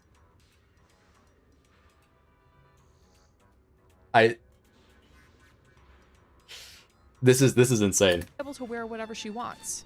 It's feminist to let women express themselves how they want. Listen, I choose to believe that this argument isn't made in bad faith. It's more like people who say this have good intentions, but they don't understand what it is that they're actually saying. Neither side understands what modern feminism is. Modern feminism is an absolute joke, okay? The fact that you're even trying to point this out as like a counterpoint to address is so fucking stupid and disingenuous. Why can't you stick to your actual point? You have this section titled, literally, headfirst dive into the misogynistic fan service, and yet you don't address that at all. Like, what are we talking about here? Yes, it's true that women in real life should be able to choose what they wear. If they want to wear revealing clothing, that is completely their choice. However, these women are not real and do not have the autonomy that we do. They are... Okay, so then what's the fucking issue? If you acknowledge that, then what's the issue? purposefully manufactured to be bait for the male gaze. They are animated... Chi-Chi's meta now, surprisingly. Listen, Chi-Chi fridge comps with Hyper Bloom was already a secret off-meta team that was fire. I was playing that shit for a little bit inside of a couple of Spiral Abyss. It was low-key fire. And now Chi-Chi's back because of new reaction. Like, let's go. In revealing outfits and drawn in uncomfortable poses and written into compromising situations. That's a normal biker pose, bro. Have you ever ridden a bike? Your legs are spread out. The fuck you mean? It's a wide body bike. What was I playing? It was inside the Shiyu defense back whenever they had like a bunch of like elemental shieldings. It was like mid Fontaine or something, because there was like, or it might have been before Fontaine, but they had a bunch of elemental shields with like Batui, and it was like the electric shield that I don't have anything to get rid of because the electric shield is complete bullshit, right? And so what I did is I did a hyper Burgeon team, but I slotted in Chi-Chi to play a fridge comp. And so Chi-Chi was able to freeze them and cause a bunch of reactions that happened at the same time and break the shield faster with my, you know, Burgeon Toma that allowed them to kill. Unironically, this was an off-meta team at the time, but like it actually cleared the content very well. Hyper Burgeon was something that most people didn't run because there's like no point. You just did Cookie or, you know, her Hyper Bloom setup, right? You just ran that. And you did like double Hydro, right? Or you did a on-field carry with like Tartaglia, right? You did one of those. But like that team actually worked pretty well. And it was the thing that got me to clear that Spiral Abyss. On purpose. These developers have control over how these women are portrayed, and they choose to portray them increasingly as vessels for hypersexualization, fetishization, and fan service. That is. Can you not see the same thing for the dudes though? And like, even if we're ignoring the dudes, it's not severe as you said, and you also are just you're finishing your thesis at the end of the segment. You had nothing to support it. Like, I'm so lost feminist. Here. That's not to say that Hoyoverse doesn't do this in their other games. Zenless Zone Zero comes to mind, but to me, at least, that game is honest about what it is, and it has been since the beginning. You're so fucking full of shit, bro. You don't play the game. You're so full of shit. You actually don't play the game. Oh my god. Dude. Yes, there's scantily clad women in Zenless. But look at the roster. Seriously. Look, most of them are fully clothed. Like... Oh wow, they got big titties. Oh. Rena's literally fully clothed. Fully clothed. I mean, like, you can argue with her panty shot, but like, fully clothed. At least it's quote unquote honest. Like, what are we talking about here? Dude, there's like a few designs that like people will like criticize for having, you know, their skimpy things like her. Like, yeah, duh. There's like a few of them. Like, what are we talking about? At least it's honest with it. You're not honest with this video.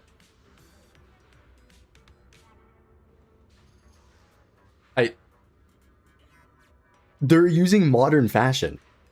These are fashion trends for most of these characters.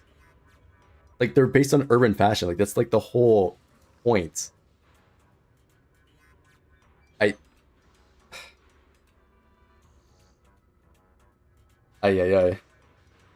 She glazes the dudes but shits on the women's. That's how it seems to be. Boob physics and maid outfits and schoolgirl Genshin also has boob physics. What's your point? uniforms and all. At least over there, the fan service, boob physics and maid outfits and schoolgirl uniforms and all. There's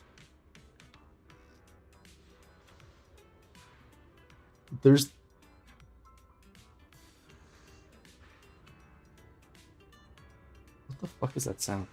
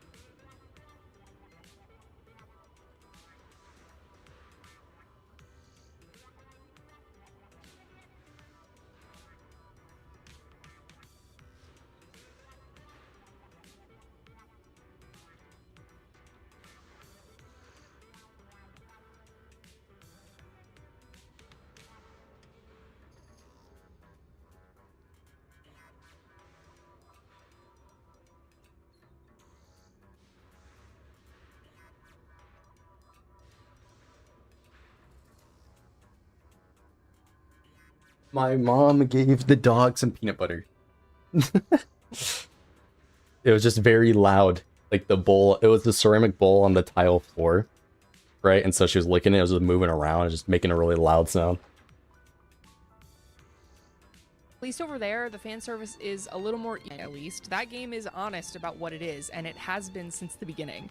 Boob physics and maid outfits and schoolgirl uniforms and all. At least over there, the fan service is a little more equally spread across the male and female characters. Genshin Impact still pretends that it's this grand world of exploration it was 4 years ago, while its writing and characters suffer. Expect visual upgrades like That could have been its own separate point, but this whole section was supposed to be about fan service, and yet it's...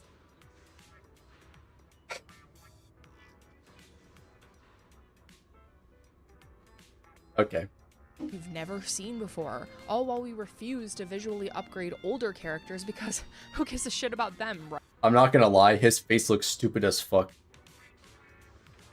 Are these edited pictures? These have to be doctored.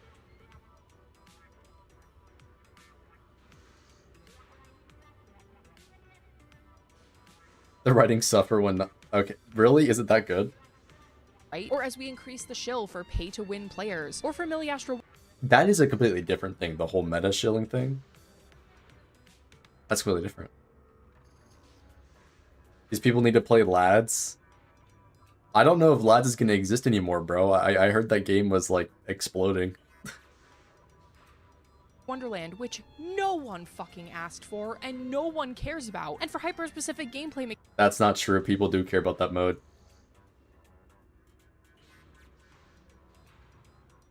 mechanics that are incredibly team-limiting and rely on 2 or 3 limited characters to actually function, all while we continually offer less and less new map areas and free wishes each patch. I could go on forever about this. Those characters are made niche so they're powerful.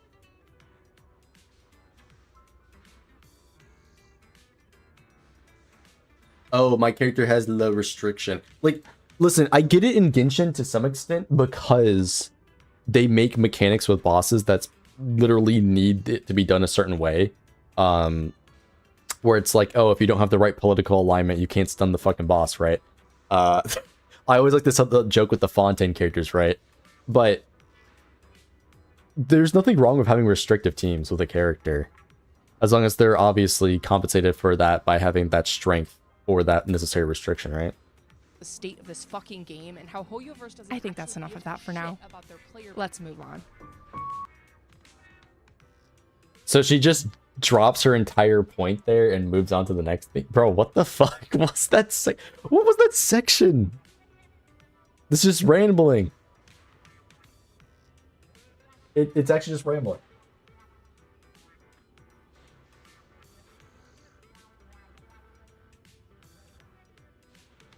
Braindead take fan service is bad in Genshin. It's okay in ZZZ because their fan service. Dude, nah, it was fan service is okay in Zenless because they're quote unquote open about their fan service. That's what I got from that.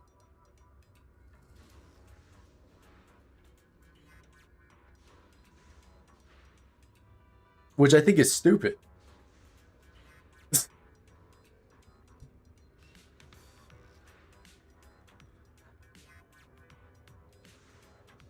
Her whole video is rage bait.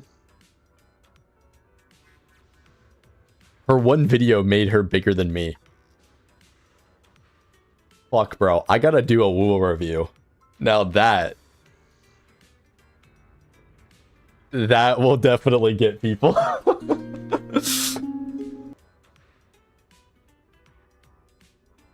Sorry, I'm not an alt-punk neo-Nazi enough to break the boss's shield.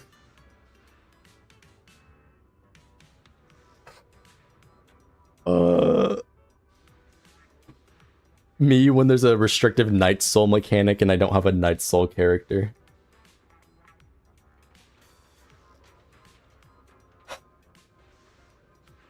Anyways, that's that section over. Why are there... Is this the new thing with the gacha community? People just make a bunch of videos with shit they, like, don't have any real criticisms about? Like, they didn't spend time to construct their thoughts? Is this what it is now? Like, when I'm working on videos, like you wonder why it takes me so fucking long. You wonder why. I don't know. Vladimir React? I know he released like 3 more videos.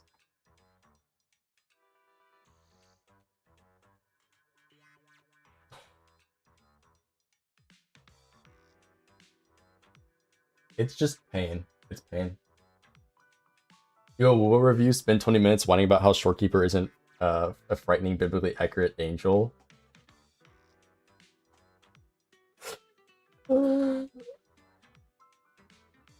Please no, I'm tired.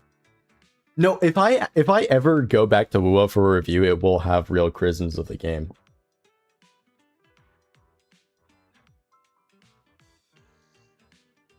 The positive alert for season 3, I swear to God. Wait, he changed the name.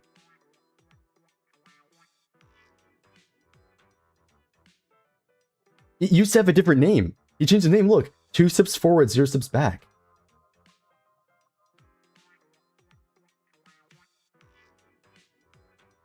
What? Why? Okay.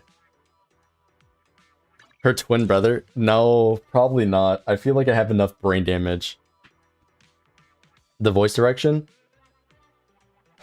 I will... Okay, I'll tell you right now, if I ever do that, it will be 50% about the combat and why I hate it. Unironically, I will spend an hour talking about why the goddamn camera is terrible. And I will proceed to spend another hour on why all the combat mechanics are bad.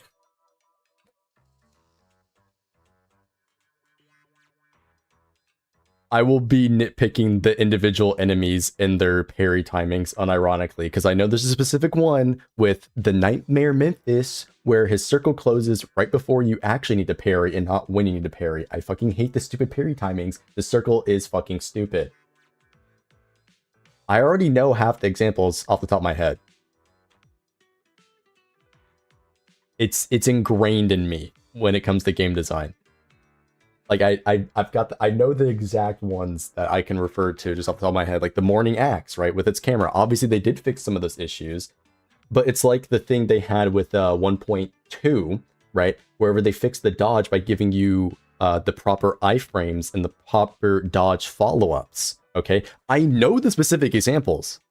I remember it perfectly clearly, and it's crazy because most people don't even know that there was that dodge change back in 1.2. It might have been 1.1, but it was definitely one of those 2 updates where they literally changed the dodge so that you got the proper back-to-back dodges, because there was a brief lockout on the dodges back when the game first came out in between dodge 2 and 3. And this would happen every 2 dodges because it's just core mechanic of the game.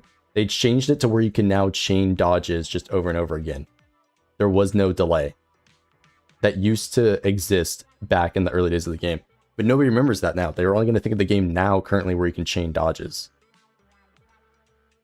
But they changed that. I know specifically, because I remember those exact things, because that was one of the issues, because back then I had the game 100%. Like, I did everything in WoW. But yes, I have all these examples just off the top of my head for that game in particular.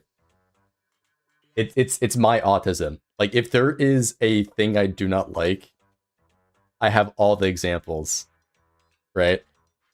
Don't get me started on Destiny and its fucking loot drops and how that shit was literally weighted for the whole time and people did not know.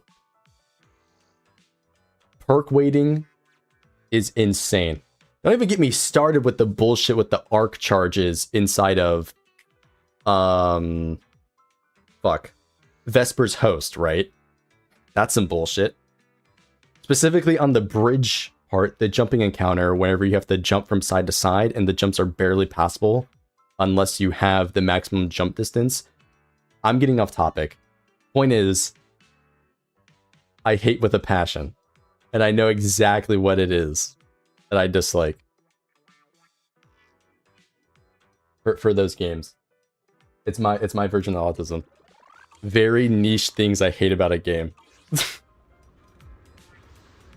Who's pulling for mother? I'm skipping Himiko. I'm skipping her. Not a fan of the character. I need my fate characters. The world exploration being shit, the end game being shit, copy a Genshin, and the one reset per patch, just general combat flow feels like rotation slop with no care. I agree. Yes, I don't like what they've done with the exploration, especially with the version 2 onward, right? The version 2 and version 3 exploration I find very hollow. And version 2 is really just vertical slop, while you had version 3 as horizontal slop. Like, I know slop is the big word, but like, legitimately, version 2 of Wuwa was just vertical slop. And then version 3 was horizontal slop. Like, that's literally what it was. Like, there was no exploration with version 3. You literally went through, jumped through hoops, spun your camera around, and then kept going forward. There wasn't any exploration.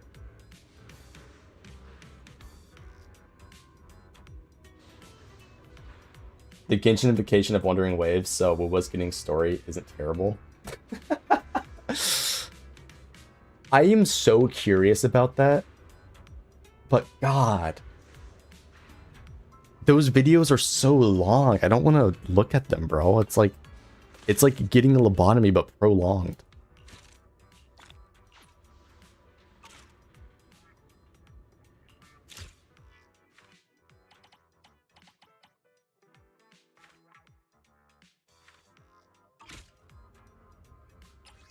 Okay, since I've got this thing maxed out, I need to like actually do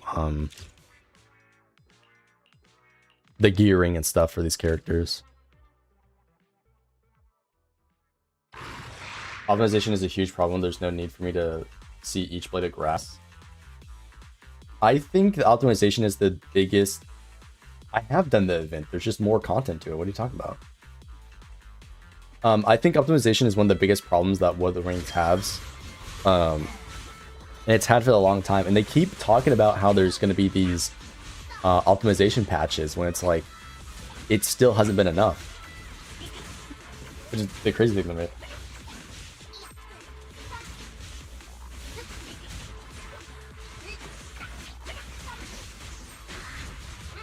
Have you seen the stat waiting for the Korean government forced Wuwa to reveal? Wait, what?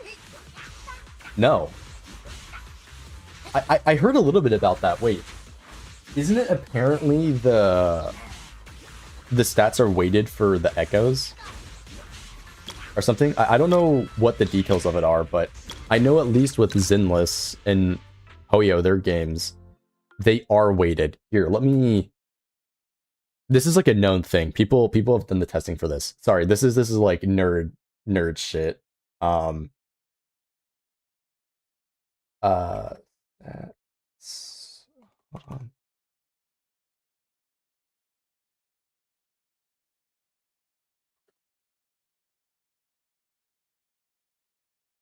Yeah. Here we go. Here we go. Hold on. So this right here is the shit I'd be looking at. So people have done the math when it comes to like drop rates and stuff, and it is weighted. Now, obviously, this needs to be redone with the advent of, you know, wind damage percent, but we already know this stuff is weighted at a certain percent chance for each relic, right? They should have similar percentages. So like this is probably like a 21% chance for HP and defense equally. And there's like 18% chance, I would say, for attack percent. And then it is split between the remaining amounts at about 6% per thing, right? And pin ratio is going to be at about 10, right? Now with wind existing, I'd imagine that these are all weighted equally. So it's still going to be about 6 or might drop down to below 6 per thing for damage percent. But people have done the data for this a lot. There's this one specifically is like 20k relics tested and like dropped and like everything like that. 3-liners as well being at a 75% chance, with it being 25% chance for a 4-liner. Anyways, you get the idea.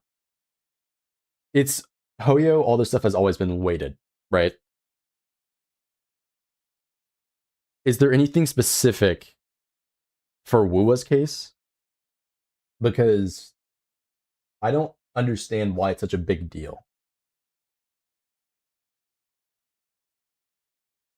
Pull everything but the anniversary characters, lol. I think that's fine. Honestly, these anniversaries characters were arguably the most skippable ones yet. I understand there's the whole casters thing with the shilling, with how strong she is across the game. So it's like pulling her was good value for a lot of people, especially if you like those other characters, right?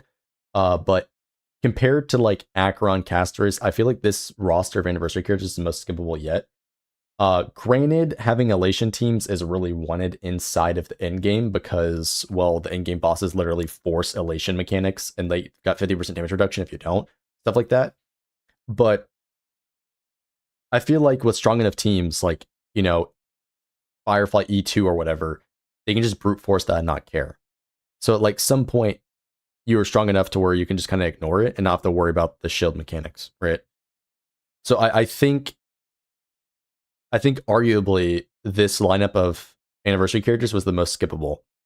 At least Silverwolf, I would say. Because you can get by with just Sparksy or just Evidencia and do that at a better cost than Silverwolf. I feel like Silverwolf was, out of the three of them being Acheron, Casterized, Silverwolf, I feel like Silverwolf arguably was the most skippable anniversary character between those.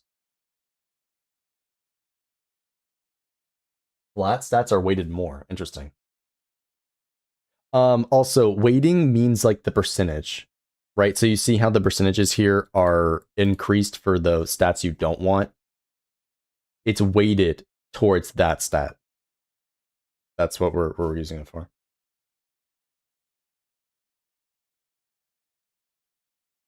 I'm skipping Himiko because I don't care about her. I want the Fate characters. Give me the Fate baddies. I love the Fate baddies.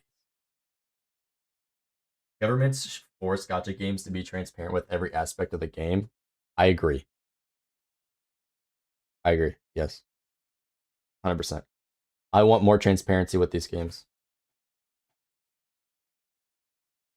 Yeah. I think that's the main thing. Pull Silverwolf if you like her. The most free-to-play character in HSR, Archer? No.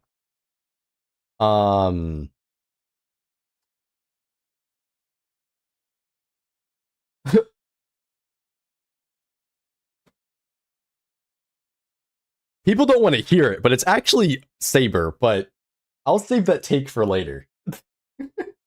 I'll save that take for later, okay? Just say if you picked up Archer the day he came out, and then you played for the following patches, you'd have his full team free to play. So you can make the argument there. You can say the same thing for a couple other characters.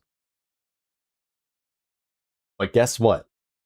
The Bitcoin mine that is Saber can do the same thing. Yes, she can, brother. You're being psyoped by the community. Everybody has a collective consciousness bias against Saber because they're fucking stupid and don't understand the game. Genuinely.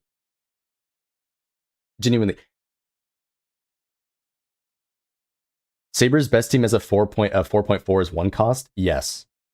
Saber is one of the top characters next patch, and it's 1 cost. You can literally have her whole team free. She's on the same level as Archer as right now. Like, dead ass. Like, I'm like literally not even joking. Like, they're literally at the same cost right now, and she's performing better against content. Like, straight up. But anyways, people don't want to hear the truth of the matter. But besides the Fate characters being free to play friendly, I'd honestly have to give it up to Himiko and or Evidencia. Now, granted, Evidencia, yes, you do need another premium unit, but if we look at the broader like range of characters, like here, let me just pull up the Star Rail roster, right? Because maybe you guys don't agree with this. Maybe you guys don't agree with this, and that's totally fine, right? Who else is actually a contender for this? Who else? It's none of these early characters because they all completely suck, right? I do think Himiko is up there justifiably, but E4 Welt is debatable. But none of these other characters are up there for DPS. And like, Firefly, she needs her full team to be functional, if we're being realistic, right? And then you can maybe start doing it when it comes to like Archer, Saber, debatably Evidencia, and then like Blade, Himiko, and then the other Fate characters. Because their whole teams have been completely free. All of Himiko's things are free to play, accessible, and like free. Evidencia is like one of the low cost demons, like historically for the game, using a bunch of free characters. And then all the Fate characters, they work together, and like half of them are free. And then same with Dan, who's universally free that everybody got, right? And then Blade is a universal tool who has been our strongest generalist like to date, right? People want to say Tribby, which just is just not true, right? She's overly rated by the community. Plus, people perceive E1 Tribby's performance with E0 Tribby, but that's besides the point. But I have to say, like, if we're talking like right now, not historically, I think it's a toss-up between Himiko, Evidencia, and like Saber. Because right now, you cannot get Archer's full team. Saber, next patch, you can get her full team. So like if we're saying right now, I feel like Himiko has a really strong argument for it. Evernight, if you've been playing over the past 3 patches, essentially. Blade is a support, so like if you don't want to include him, sure. But then like, unironically, it's like Saber. Like straight up. Because with Himiko, you have to have the full, like you don't have to have E4 Welt. You have to have at least Sunday, DBT, and Welt, right? But Saber, it's literally Saber plus a free unit plus 2 other free units. Like somebody could start the game literally when the Fate banners go live and have Saber's like full team and have it clear all the content. Like straight up. There's no other character like right now that does that. Besides like maybe Himiko. But like you still ideally need Sunday and or Danhong. If you played this patch and had Blade, you can do Blade Welt Himiko. So like that combo works. But without Danhong, there's obviously going to be a big power loss. Would have said Finon last year. I think Finon's performance is massively overrated. He's kind of an E2 merchant. Like I don't really like those terms for these characters, like calling them E1 merchants. But legitimately, he's not performing at the same level with like out as E2. Like, yeah, he can still run everything universally, right? Don't get me wrong. Like, the moment it's Fizz week, he'll destroy everything. He'll full clear Pure Fiction. He'll clear MOC. He'll destroy APOC because of his bounce mechanics. He's very good. But I think people massively overrated what he's able to do. Like, straight up. I think these other characters... I think, like, Ashvale, I think, is a pretty fair contender. Ashvale does need a bit more to get going. But he's very strong as is. And so, like, he'll definitely be up there. The point I bring up with Ashvale is that I don't think Finon at that time was putting up the numbers that people were explaining him to. Because, like, he had to have a full team, mind you. His full team was literally Sunday, Sayajor, Bronya. Like, you're running a full premium lineup with the exception of Bronya. And or, like, Ting Yun. So at the start, he was, like, really, really good. But then quickly, he kind of got pushed out, and he really needed his supports, like Sayajor. He needed her and these other full teams. So, like, now you're running his full team of Sunday, Sayajor, Danhong, right? You're running that. And outside of that, he, like, massively falls off because nobody can funnel his stuff fast enough. He doesn't get those cycle clears. So, like, at a free-to-play level, he's performing a bit worse, I would say, than the other ones. Anoxa, no, he's fallen off. He's still strong, but, like, he's not comparable to these other units. Strongest upcoming free-to-play friendly character is Finon variant. He's Isolate.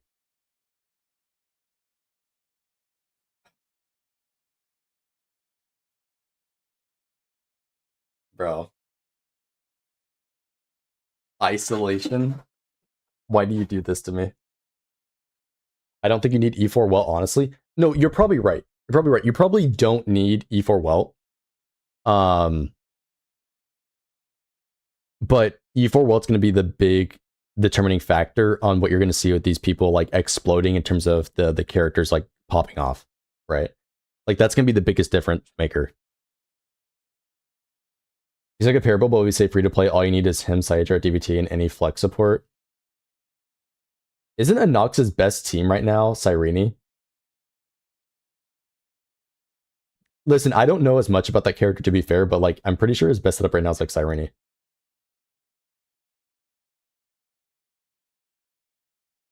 Also, you can't get Archer's full team because Sparksy's not, or Sparkle's not available, and neither is Dan Hung. Or I mean, Rin is, right? But that requires you to invest into Archer enough to like get his other supports.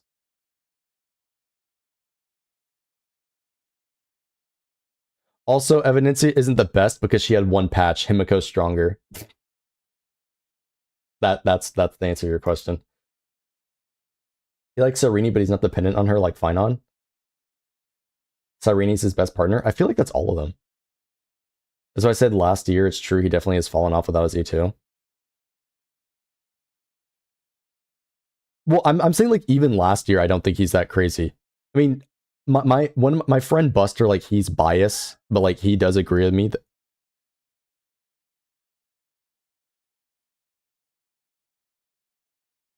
He does agree with me that Saber was stronger at the time, but and he's a Finon bro. He's like E2 Finon, blah blah blah.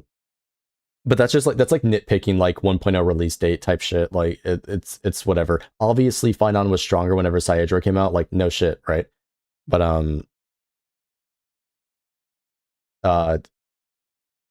yeah, I feel like at release it was debatable, but then like as the patch went on with the supports, like obviously ended up being better, right?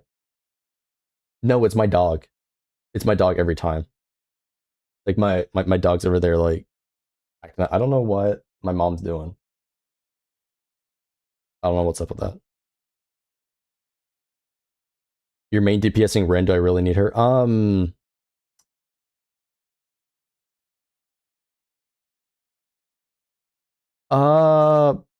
I feel like you probably do if you're main DPSing Ren. Because the thing is, this character is going to duplicate skills, right? And duplicate, it's like duplicating Finon's skill. You know how Finon's thing is a massive bounce attack and a very strong multiplier?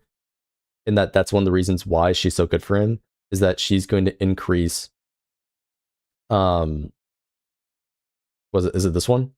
Yeah, she's going to increase this multiplier that's like a mass multiplier twice per thing, and it's going to get all these extra stacks. It's the same thing as that, right? Saedra for Rin is going to allow her, especially because you kind of need E1 for it to function. You can do it pre-E1, but E1 is where it really shines. Is that she's going to take that massive ass multiplier that is going to happen, and it's literally 90 times 30, 34, right? It's literally this, and just duplicate that times 2. So like whenever you actually activate her thing, it's going to take this giga massive multiplier and just duplicate it. So like you do kind of need Saedra to do that, because otherwise you don't like get the same efficiency at spamming her skills. That's why.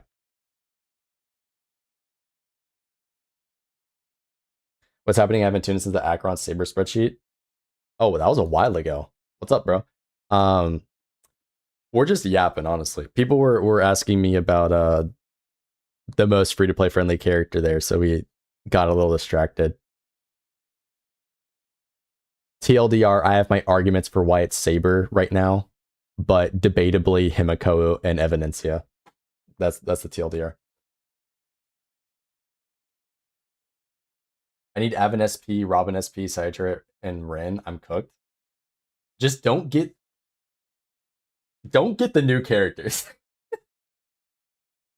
Listen, might be a hot take, but carefully analyze the new characters before pulling on them. That's all I gotta say.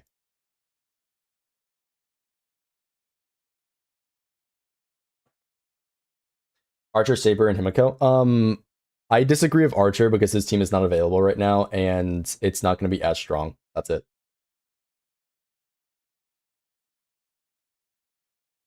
Nobody said anything. What? Nobody said anal. What are you talking about?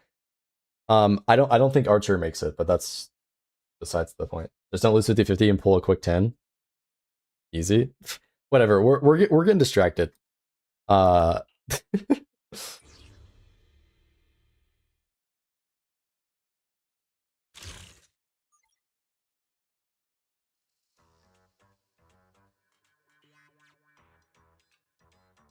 Apparently, Himiko's trailer came out. I haven't seen either one of them. I know she released the animated short and her trailer. I haven't seen either one. Who pinged me?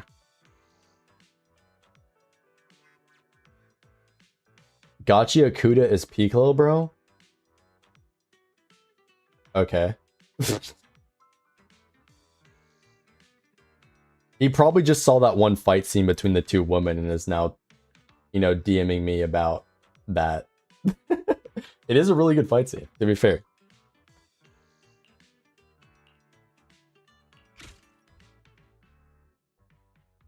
Oh, I know she's dead. That's not news to me.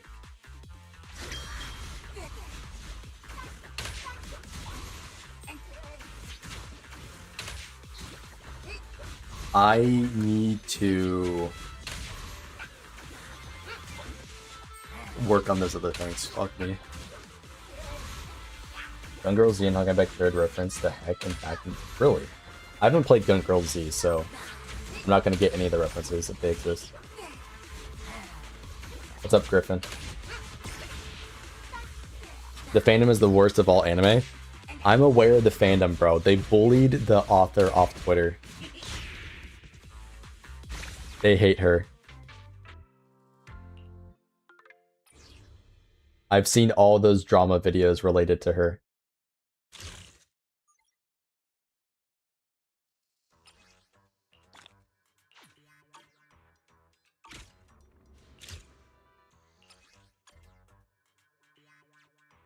Stage 70, huh?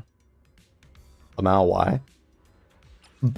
It's because those people, they assert their headcanon onto the author's creation. It's the same nothing, the author didn't do anything.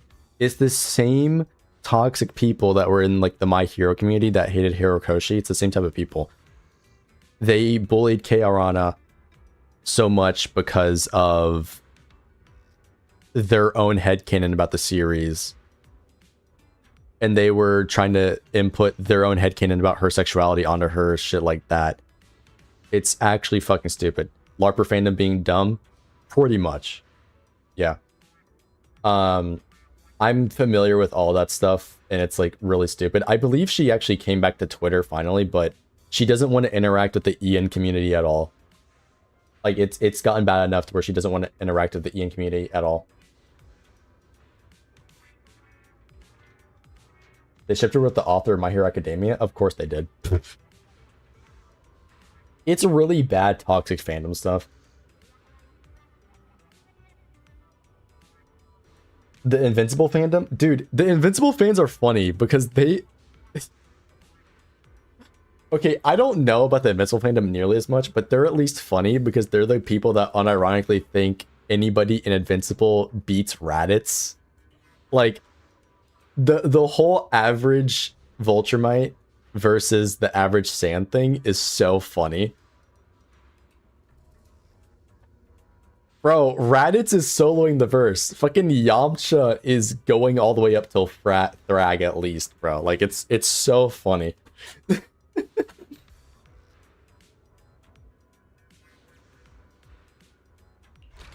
But yeah, it's worse than the Invincible fandom, 100%.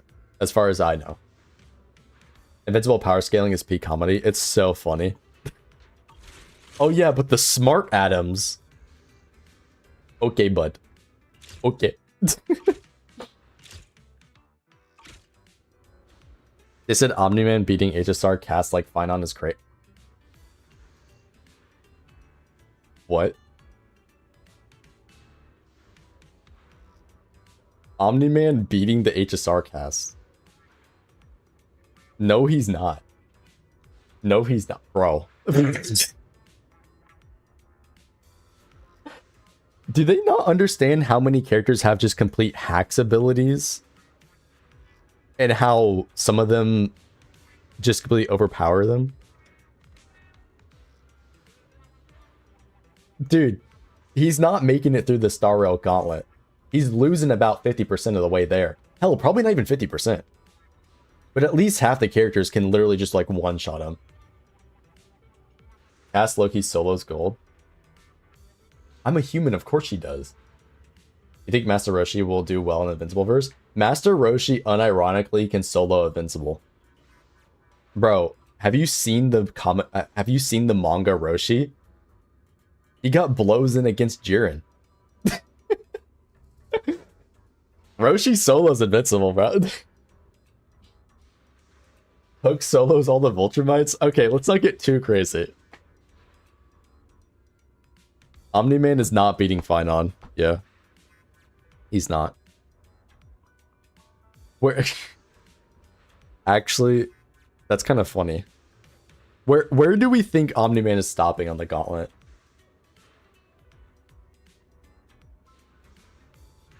Where do we think he's stopping?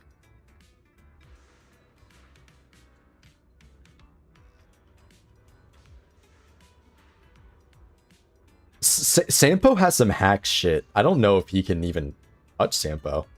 He got hacks.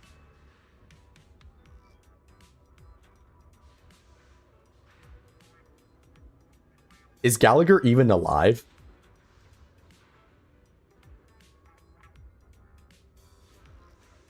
Misha, I know, is not alive. He probably could beat Trailblazer. I think he stops at Welt. I don't even think we have to go past anybody here. I think he just stops at Welt. He's not beating a black hole.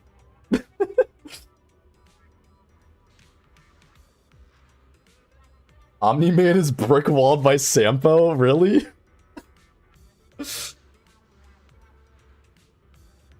He's stopping on Velomachus? He's not beating Cocolia? Damn. No, base. I'm talking base Trailblazer. Trailblazer is the weakest member of the Express. You know that, right? Bro, do you play the game? Anyways, he's brick-walled by Sampo. Shit. You might be right. Remembrance Trailblazer, though? I don't know. Trailblazer stopped the Doomsday Beast Chapter 1. That was unintentional, though, and that was... Welt got involved. Trailblazer budgets Omni-Man. Maybe. Does Remembrance MC not have time control? They're inside of a simulation. Does that shit even work outside of the simulation? Like, genuinely?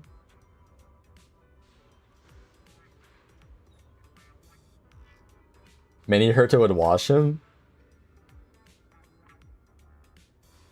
Are you honestly, I can't argue against that because it's like, what's the proof? Genuinely, what's the proof for Mini Herta? Like, can we argue against her beating him? Because there's like a million of them, right? I feel like a million Mini Hertas unironically might beat him. Like, shit. He kind of has a point.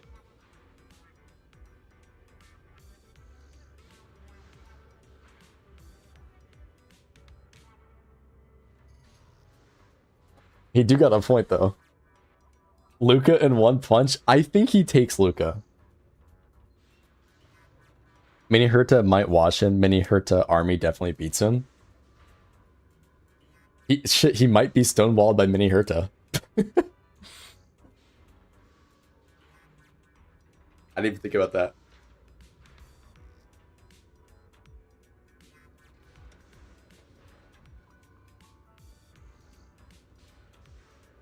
But yeah, no, he's not making it in the gauntlet, bro. He's not making it past the 4 stars.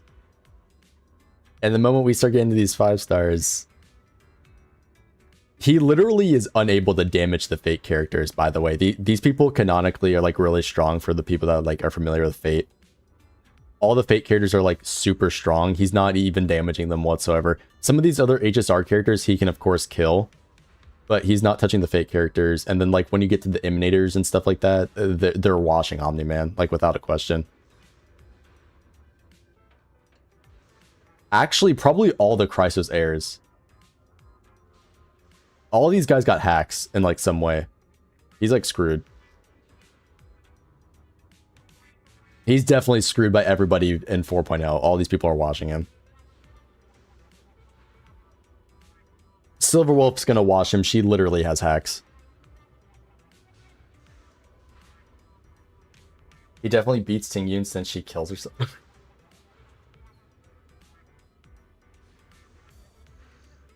Six-phase ice would take him out, to be honest. Shit, man, I don't even know. No joke, Serval beats Omni-Man. Voltrumites have super sensitive hearing. Serval just needs to blast their... I didn't even think about that.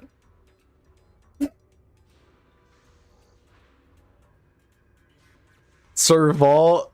Bro, they're not making it past Serval. Oh my god.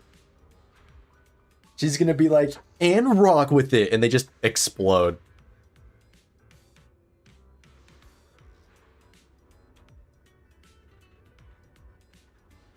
Trailblazer watches him since he's watched.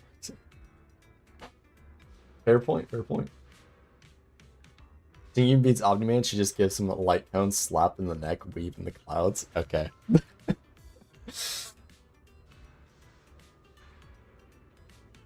Him and Mark take damage from regular electricity. I haven't watched Invincible, so I don't know. Why didn't Cypher just make people believe she and the entire Emporius was safe and could never be harmed? Brother, that's literally what she did. LARP's a whore? Brother, that's literally what she did. What the fuck are you talking about? That's what Cypher did. That was the whole point.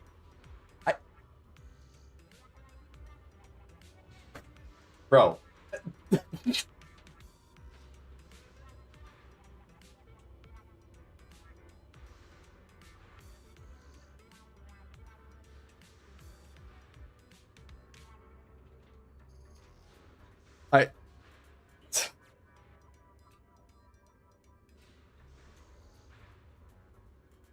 Yes, it wore off because she died.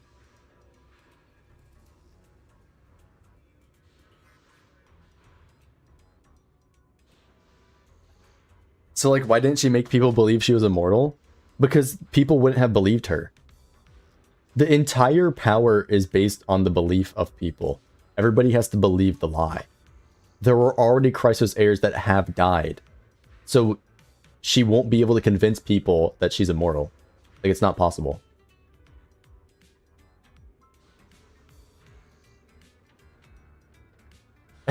Cypher could just make everyone believe she's title card invincible.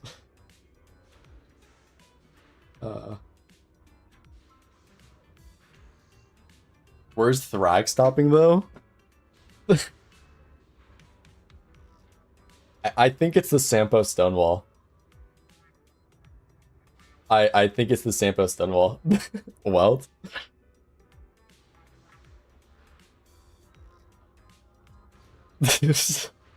I think the idea of Sampo having hacks abilities, the Stonewall people, is just funny as fuck.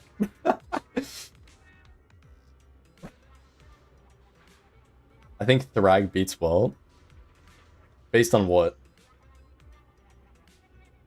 Could have been she had insane regenerative powers. Anything better? No. Okay, first off, the entire thing behind Sagittarius's power was the fact that, or not Sagittarius, that was her thing. Fucking, what's the, I forgot what the sprite's called. What the fuck is the little gremlin dude called? I forgot what the gremlin dude's called. Anyway, the whole point was that he was like the master thief, right? Zagreus, yeah. The whole point is that he's a master thief and that he stole, or she stole, the core flame in the first place. Like, the Flame Reaver, first off, he already has like 1 billion core flames inside of him. He was gonna win no matter what. His power is like 1 billion times hers. Like, that was the whole point. It wouldn't matter if she convinced everybody that. His authority over that core flame is way higher than hers. So he just fucking stabs her and rips it out. Like, that was the whole point. it wouldn't matter if she made anybody believe. The Flame Reaver can just revert that, basically.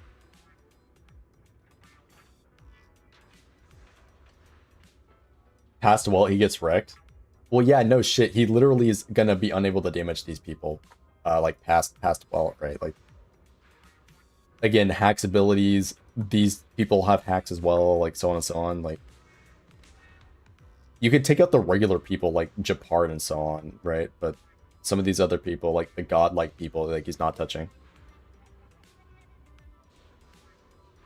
His insane speed and strength. Omni-Man is nowhere near as fast as Thrag, and Omni-Man could fly away from Black Hole. Oh, we're saying they can fly out of Welt's Black Hole? I mean, like... Well, I think that's because of, like, the in-universe context of, like, you know, the whole smart atoms thing, right? That bullshit that they talk about. But if we say it beats Welt, there's a bunch of these other people on the roster that he's not beating.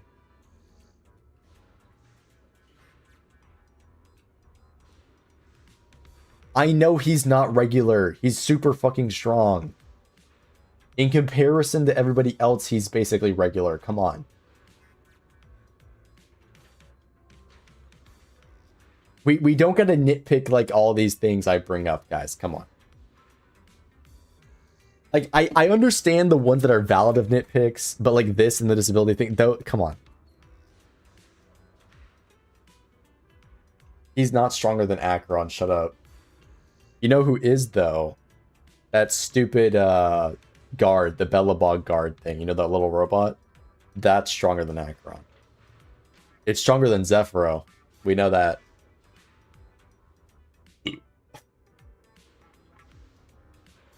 But she's dead.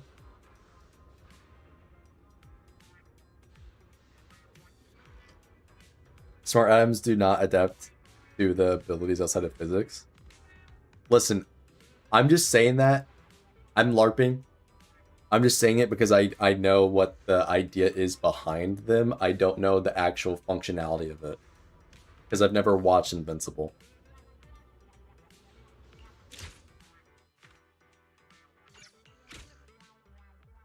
Clara beats Thrag. The second Thrag even thinks about hurting Clara. Servog popped into the dirt. Bro.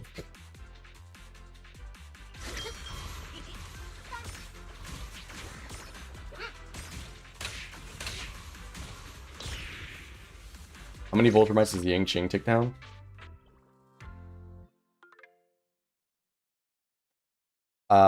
Good question. I don't know how many it does.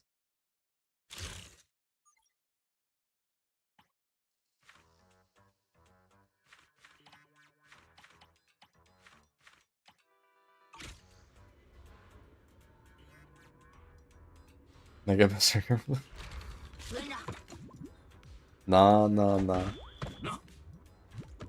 Hopefully none. Yang Qing has ruined too many of the 50-50s. I feel like he can take down a decent amount of the lower level ones because he's got a bunch of swords, right?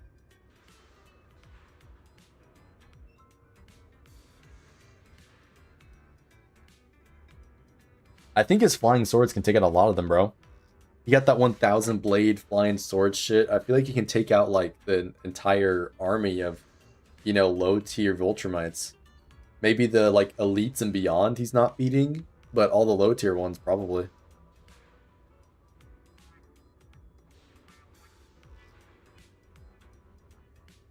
Well, we know the Borisin are strong. They prey on the Foxians, right? Like that was their whole thing. They couldn't take him out. It took a like Emanator level person to stop him. So, you know.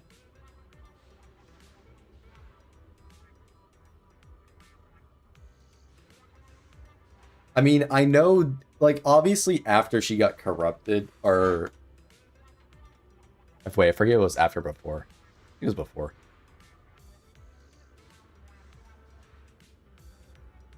Was she as strong after she got corrupted? I actually have no idea. I also forgot what happened in that fight with Fei Shao.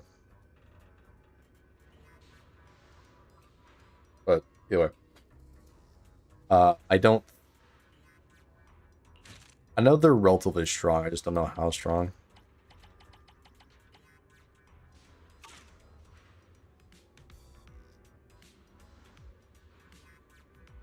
Yes, I know what you're talking about, the leader. Hooray. Hooray, whatever the fuck. I don't know his exact name, how to say it, but yeah.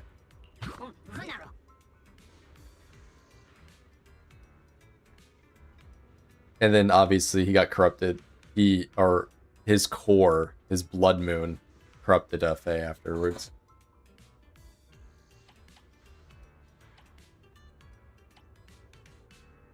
Or not blood moon. Fuck, what's it called?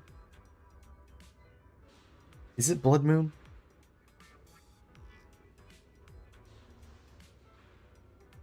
Bangboos soloing the entirely Ultra... Dude. Dude, Bangboo are pretty damn strong.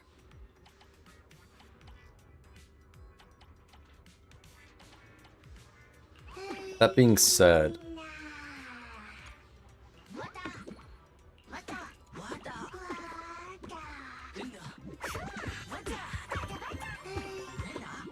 What's the meta strategy for this? I'm curious.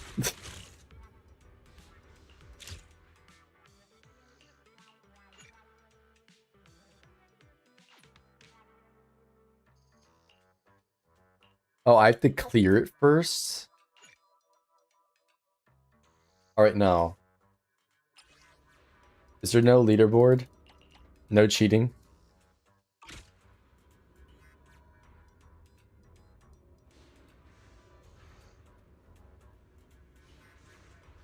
They're moving at light speed as you change. Okay, bro. He's the big wolf dude that you fight inside the story. Wait, there's a title. Honorary assist. Oh, honorary assistant. I fucks with it.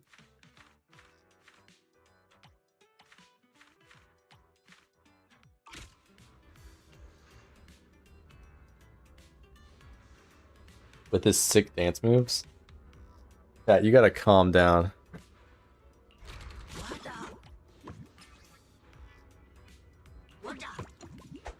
Alright, I felt Battle Boo was kind of weak. Low-key, though,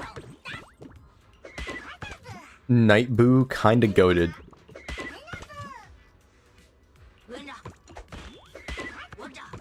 Night Boo was goated for me, I won't lie.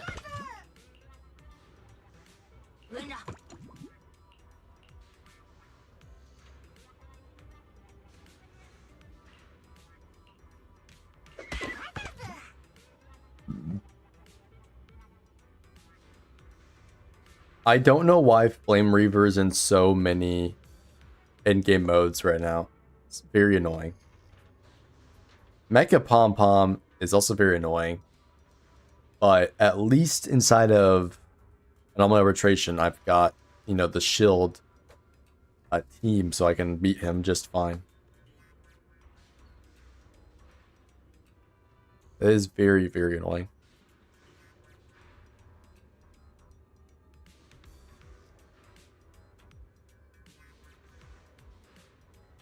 Pre-Scourge, Voltrum Empire, or Yixuan, Yixuan.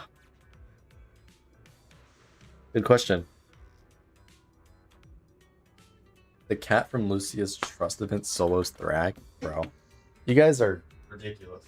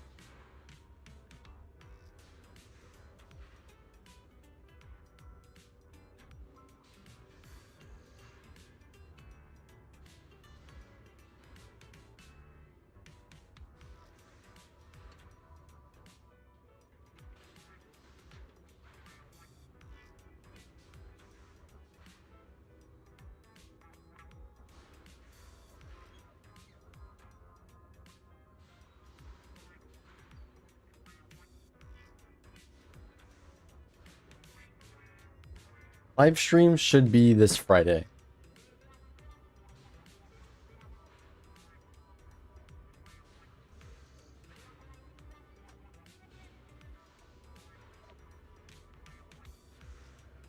Right?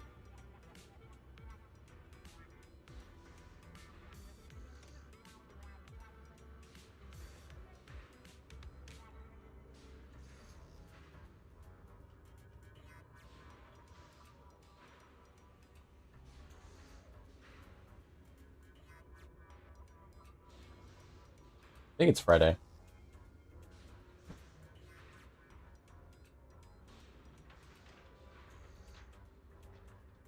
The 17th, which is Friday. Yeah. So this Friday, 5 days are, well, I guess technically 4 days, right? Anyway. So I need to level up these dudes. I don't know which one's the best one though. Match XP, 5 hits. Just me, see what hit was. Increase own damage reflection by 50%. What is damage reflection though? I don't know what damage reflection is.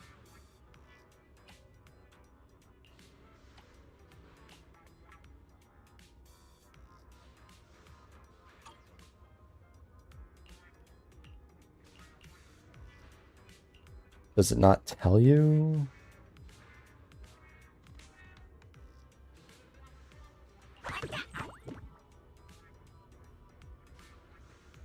Well, I mean, like, logically, yes, that is what it is, but, like, I'm thinking it might be something different in this game. There's always a chance. Is my nose fucked up? Might have a nosebleed, I don't know.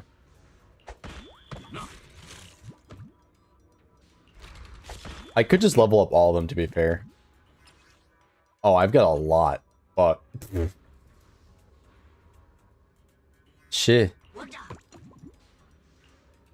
What is the Bangboos? What is this mode called? Project Repair Hub?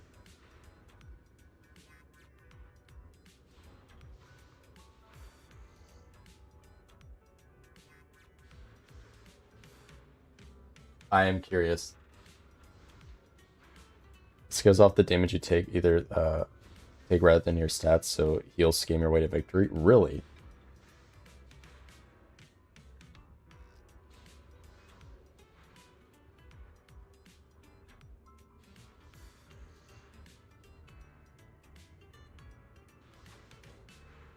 You know what? I might just figure it out. Chat, what do you think is the best one?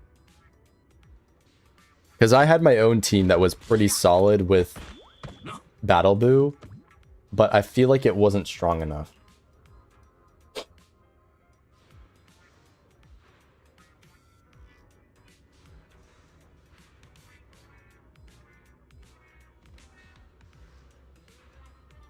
Dot City? What is Dot City?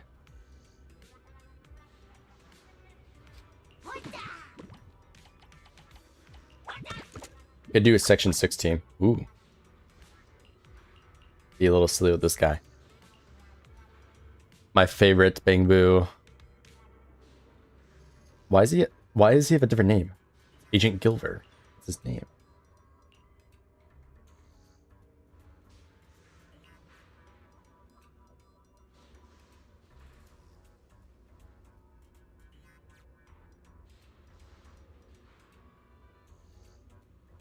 Well, I mean, I could just do ones that are specific to the bosses, right? So I could do a report lover setup, which I don't know if that's like a valid thing. I'm just curious, like, what the general best setup is.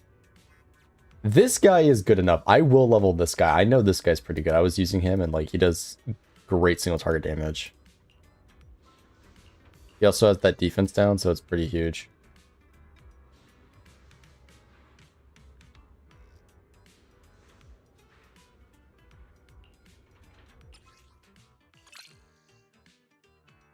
Nice.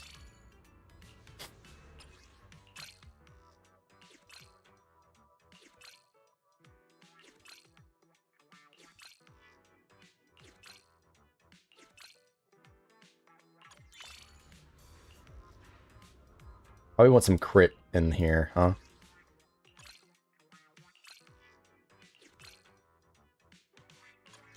Nice.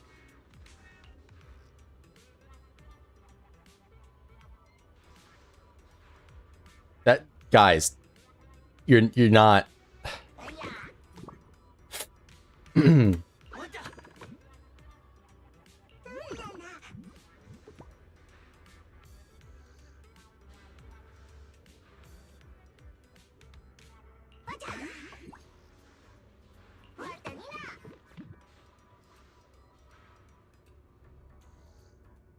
You're not doing it. Nah.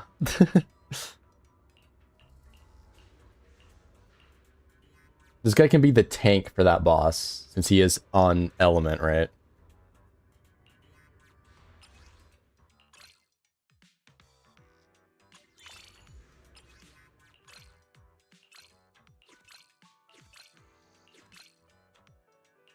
Bet that. Boom. All right, gaming.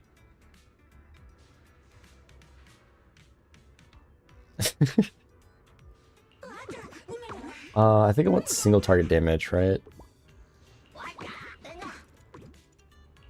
Buff? What's the buff?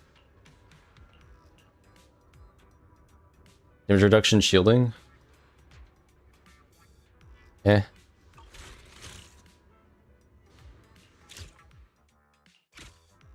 Hold on.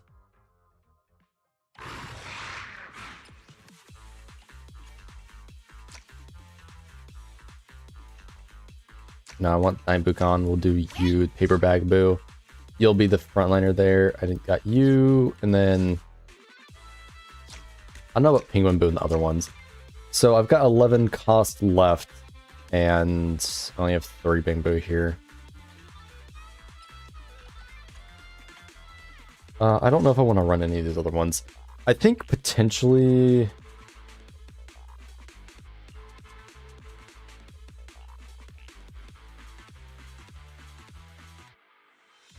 Consume all shields? Huh.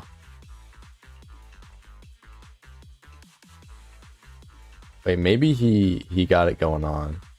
He's in the back row, though. Okay, I'll level him up. I'll level him up. Might as well. There's no point in not spending all the items, right?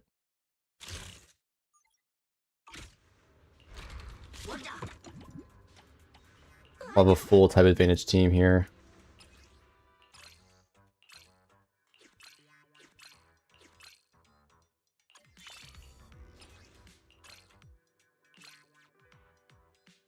Wait, don't replace. That one was good. Yeah. Okay.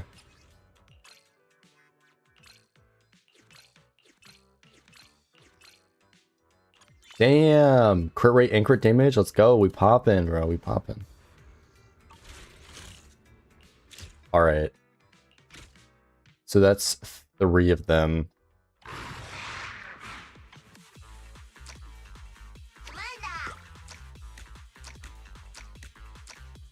That's 3, and then I need like 2 more. So these ones could be...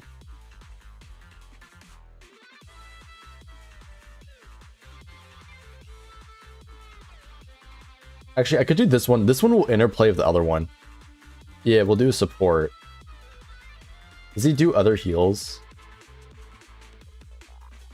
Damage reduction? Is it just stacking damage reduction?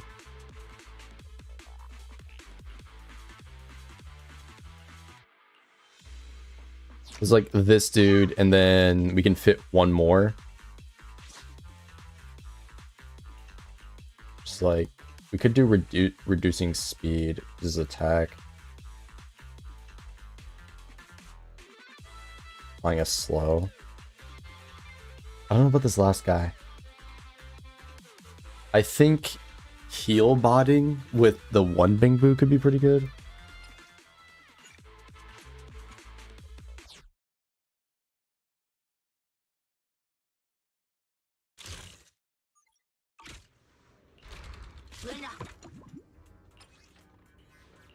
Watch it not even get like a good score.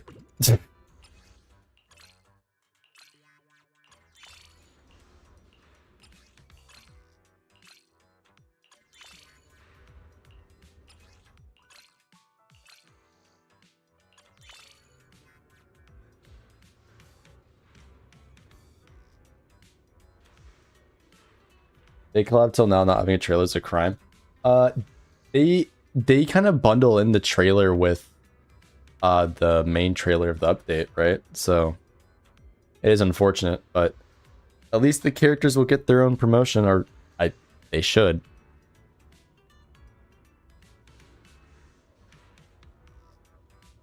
Actually, wait. Did they? I have no clue. I don't remember if they did or not.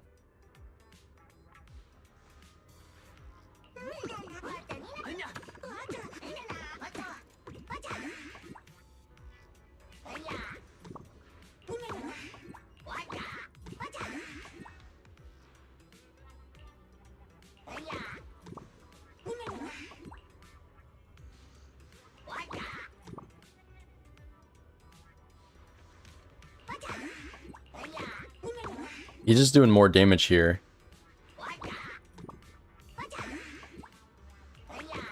This guy's just better. Reduce attack speed of enemies within the tunnel. I feel like he's just better. You know what? Let's do it either way. Shark Boo, let's go. All right.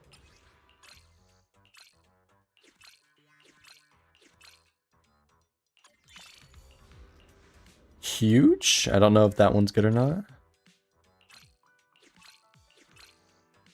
Okay.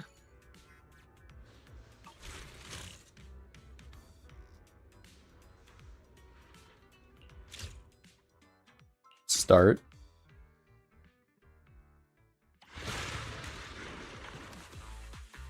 Obviously that dude in the back. We got our Bangboos here.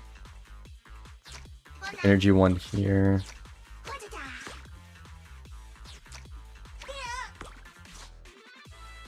And then the oh wait, that's all 5. Wait, what? I guess it is all 5. Alright, let's see how it does. Since we have a full counter team.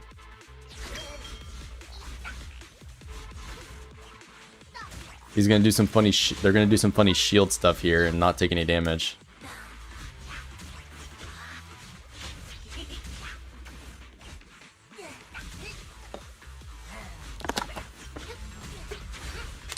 We eat that for breakfast.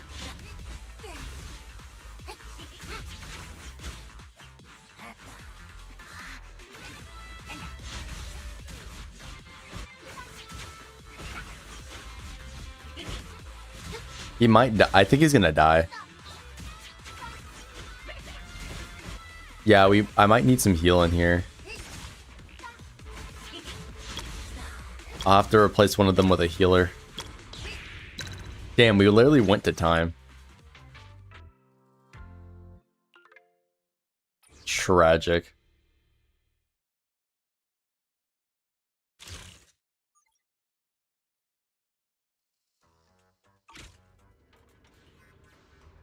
So I need more damage and healing.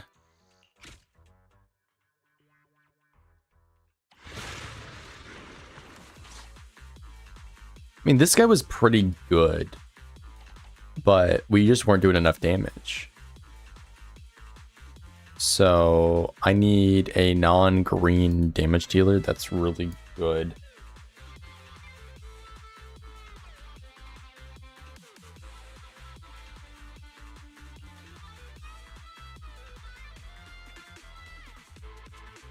Agent Gilver for replacing one of the replacing Kryboo potentially.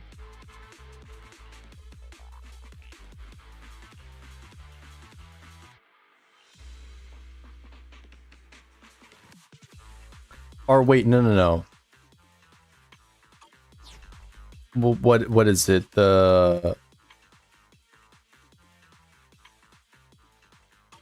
These guys. Nobody's do increased damage to all types, right? Is that what it is? I should do a nobody character then.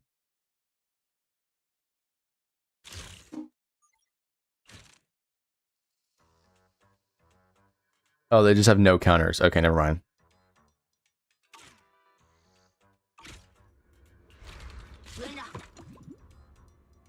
Then who's gonna work with these guys then?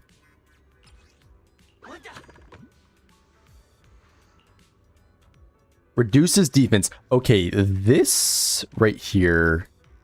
Probably want to stack with another defense down character, huh?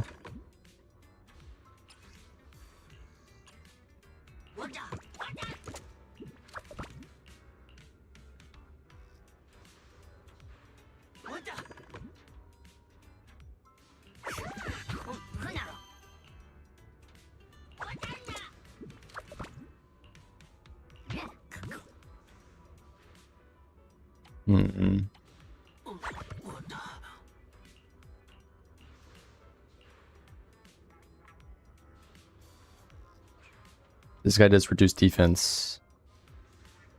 You do Ultra Jake? Wait, of any trait.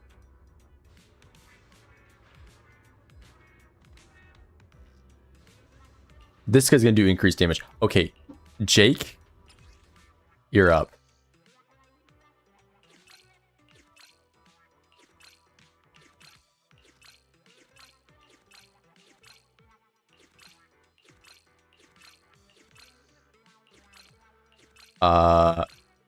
Jake, you're failing me here, buddy. Whew.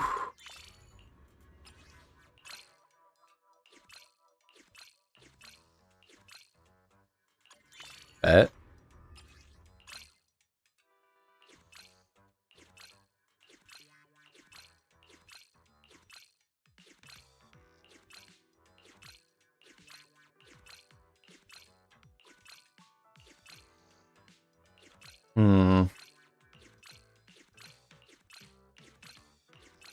Not looking good. Oh, there we go.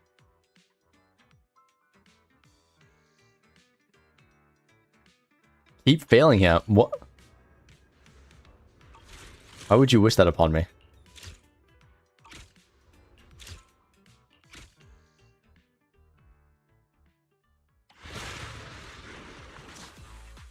I'm going to remove this guy and replace him with Jake, because Jake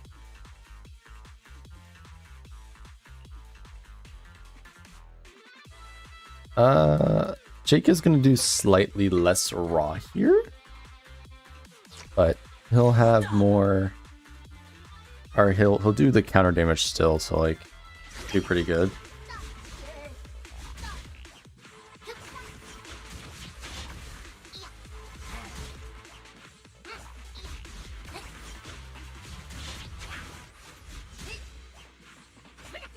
Maybe I drop the shark boo for some support. Ugh.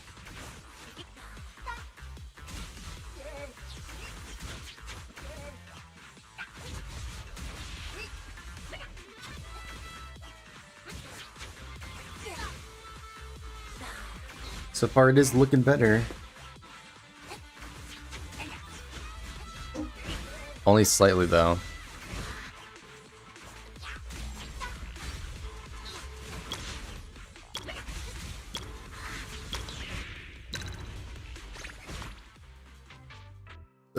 Oh, that was worse. Well,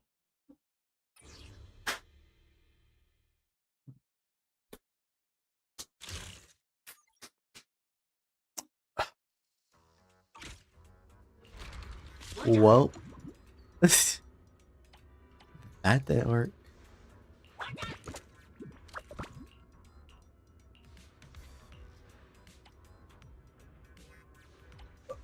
Let's dive in.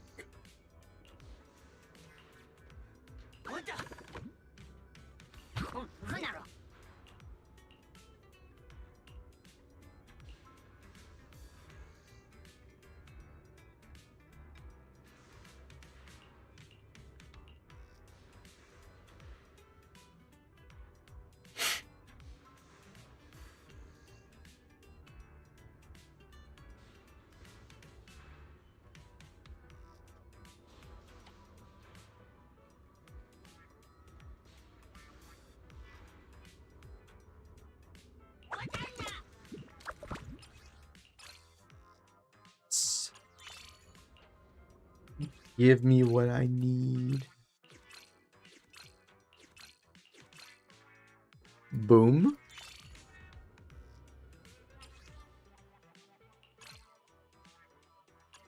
Boom. All right, Agent Gilver.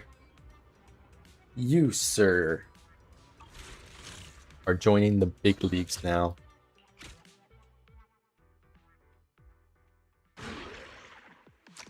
So you're gone.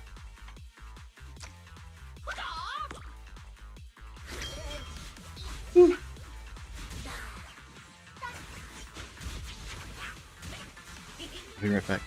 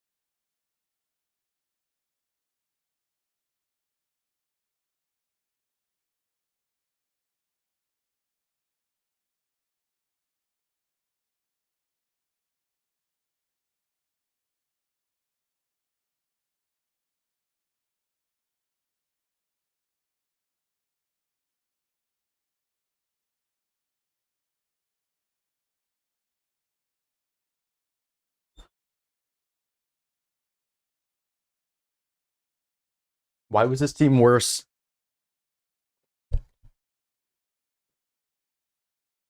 Run it back.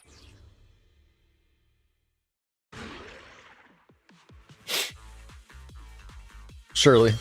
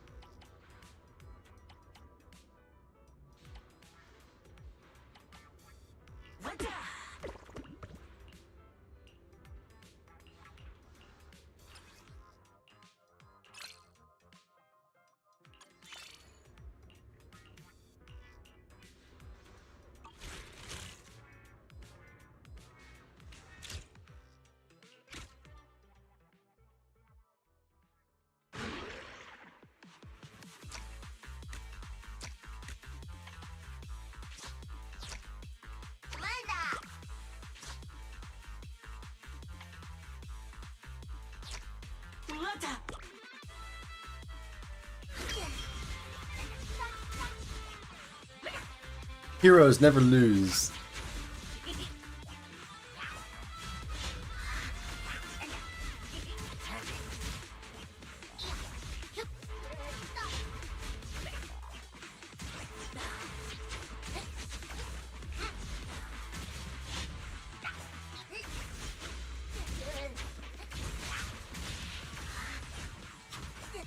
Shut up.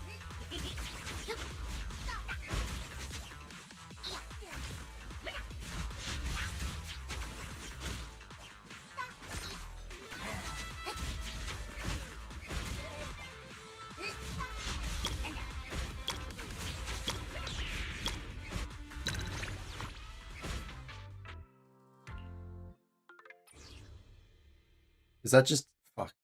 There's got to be a strat to do more on that one. Whatever. The next one is scapegoats.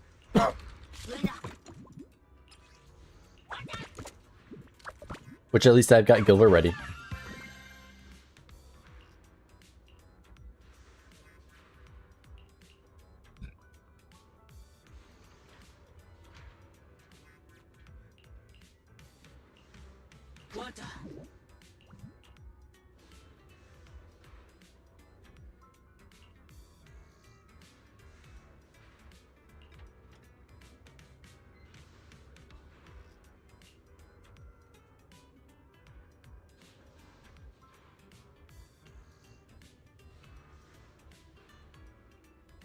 I feel like the ER support though was helpful. I mean, the one guy needs shields for damage, and so like that unit just worked really well for the rest of them. I don't know if there are more that can stack up better.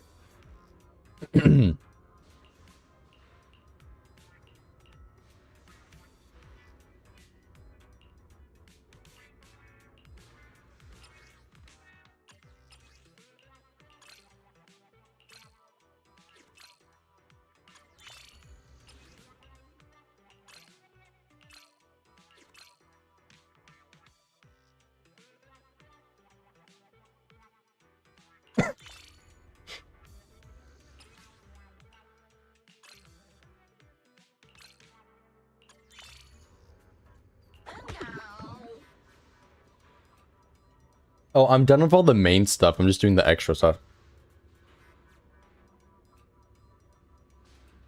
I want to push score. So, yeah. That's about it.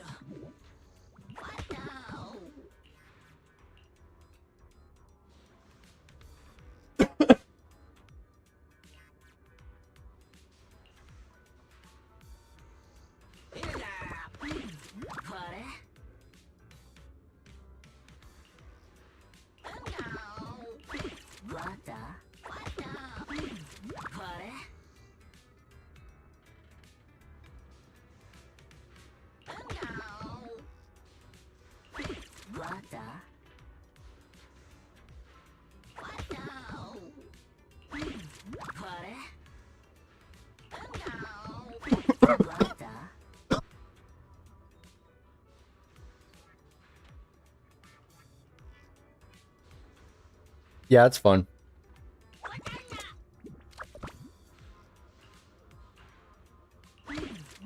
This guy has defense down though, which is pretty good.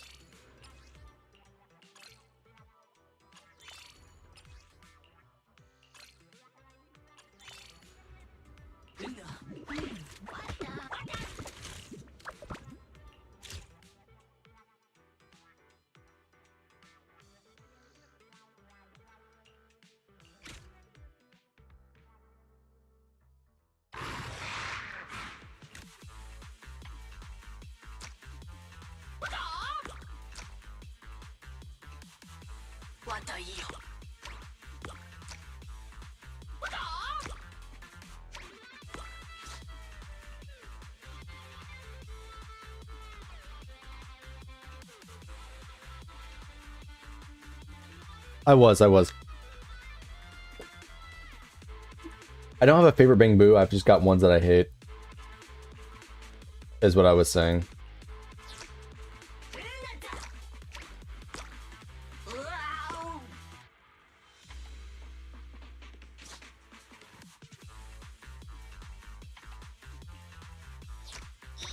Oh wait, this one is not cash money. Whatever. I like most Bangbu. I'd have to really think about which ones that I guess dislike. I gotta increase the heals on this dude. I know he can heal more, but he's using purple equipment.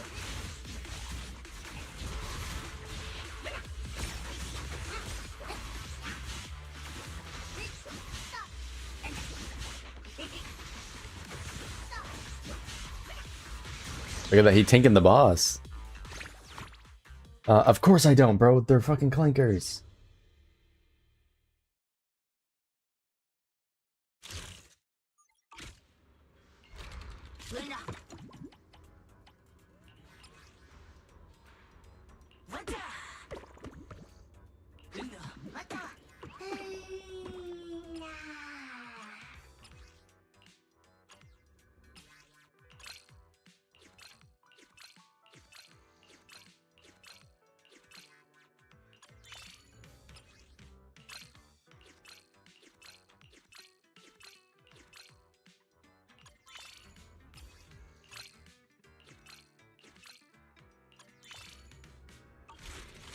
All right, let's get it into here again.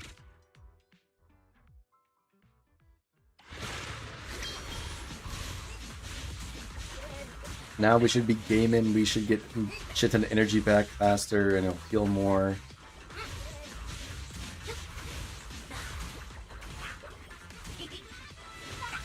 Probably not enough though. Yeah, we still dying. I might need a different tank.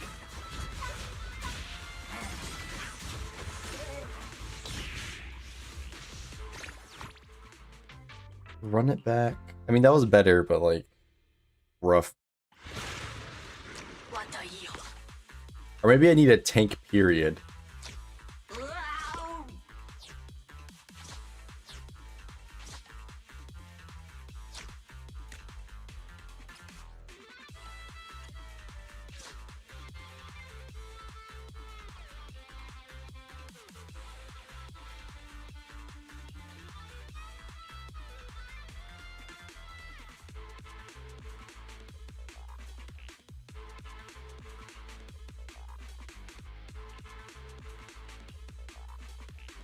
Immortal. Oh yeah, he does do his little immortality thing.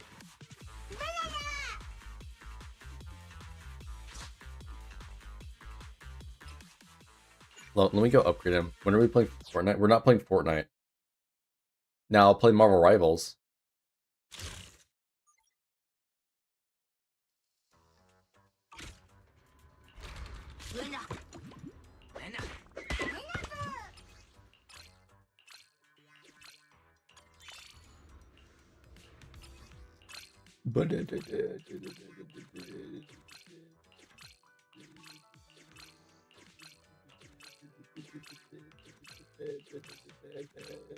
Ooh, this is not very pog champ. Well, rip.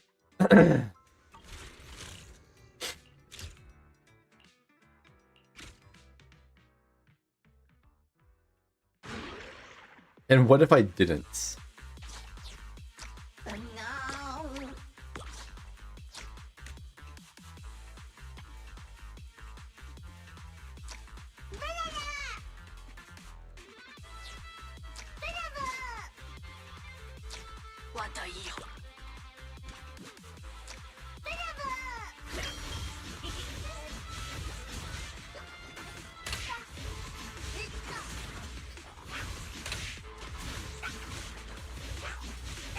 Yo, can you attack Nightboo, bruh? He's over there just like not taking damage, generating a ton of shield. Like, what the fuck?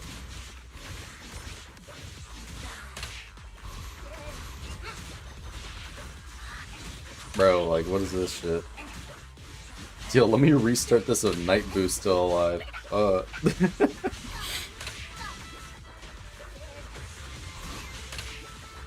You know, maybe I just run Nightboo and everything. Dude, he is tanking that. Holy. Yo, wait. Yo, screw running support. Yo, hold up. Yo, screw this guy's support. Put this guy on the side here.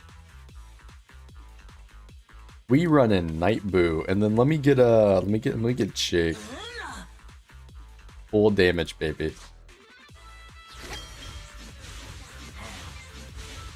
Let me peep this. Let me peep this. Hold up. Nightboo might be goated. Yo. Yo, chat, we might have the strats.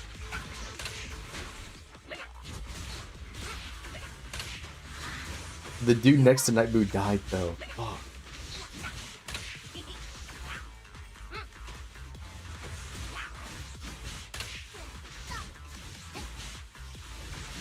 They need more DPS.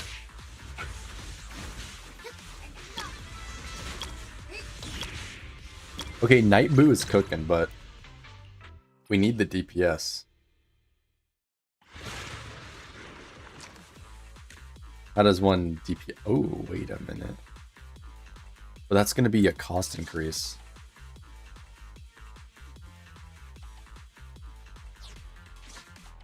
I already have 2 def reductions, so I need a 2 here.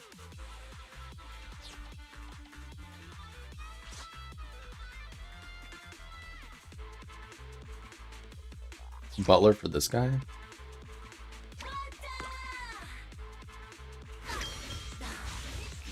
Hold on, let's beat this.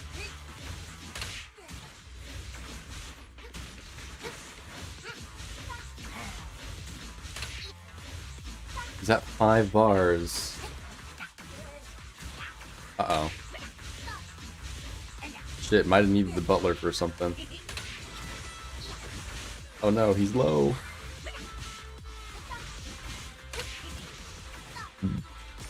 Aw, oh, damn.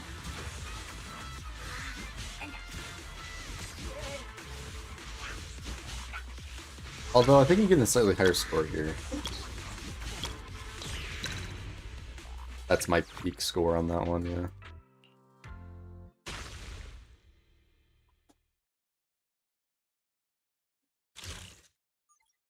Alright. I'm at 10% rankings for this. That's pretty good. Oh, what does this want me to do for the final one? Stage 70 in domain training?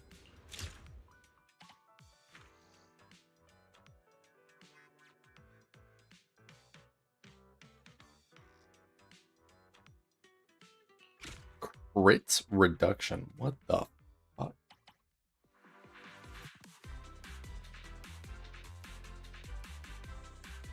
I've learned my lesson recently. Nightboo be goated, so we're obviously gonna rock him.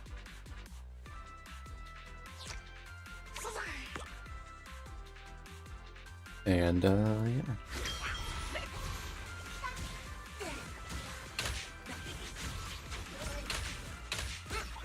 Damn, he's fucking dead. Never mind, cheat. Never mind, never mind, never mind. Oh.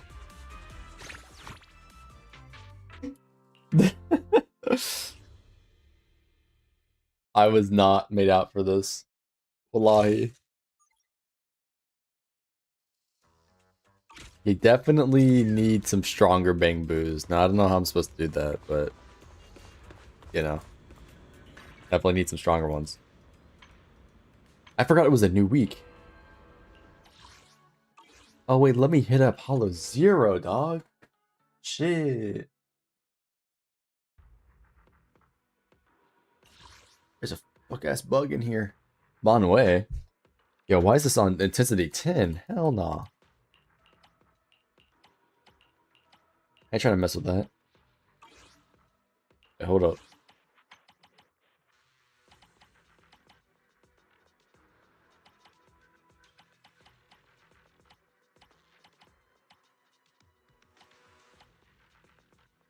We can do Billy another time. That's it. I can do another Billy Norma combo. Alright.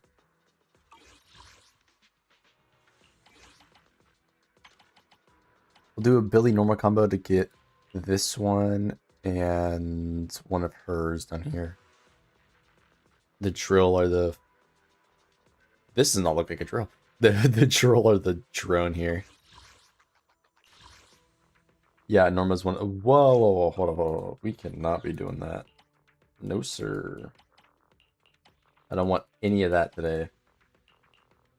That's just gonna be painful.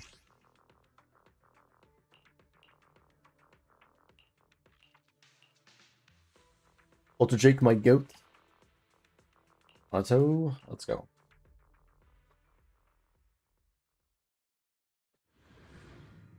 This will be the last thing I do today or tonight.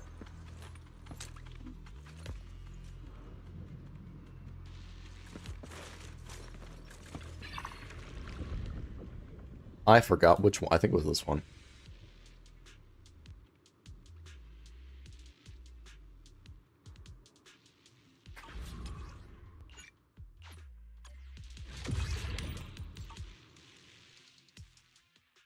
I don't remember.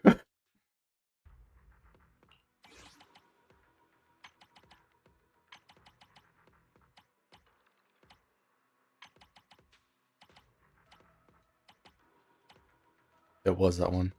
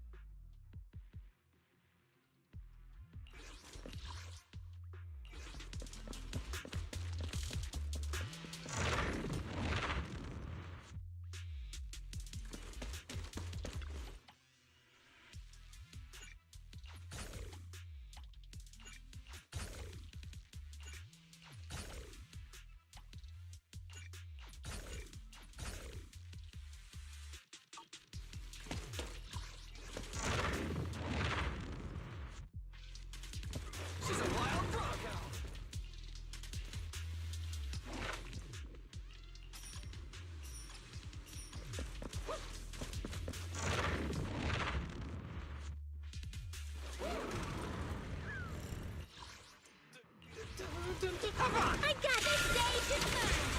Starlight, shine bright!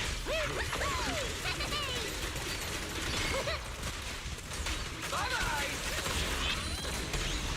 Begging for mercy. Should have started with that. Yeah! Fighter dash! Beware her iron hoof!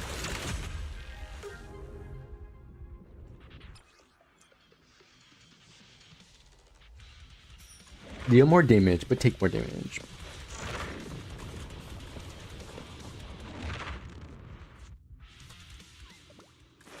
Le Blood Bank.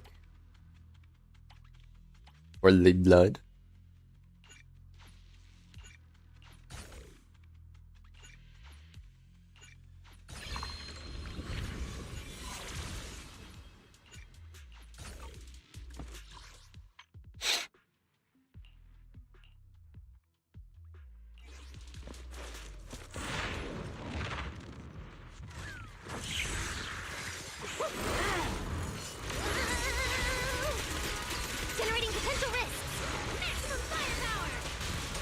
are you looking at?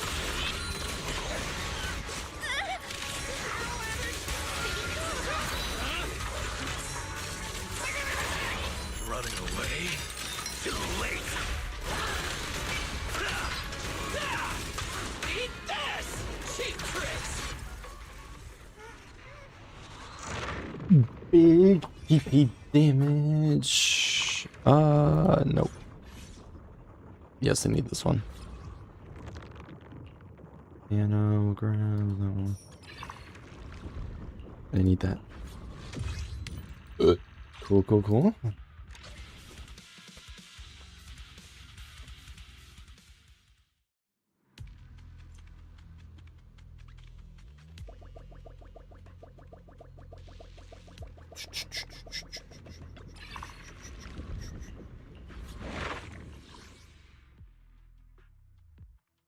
What the fuck? Okay.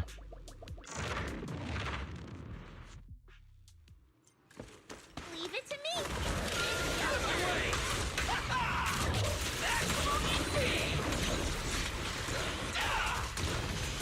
Time to roar! Starlight!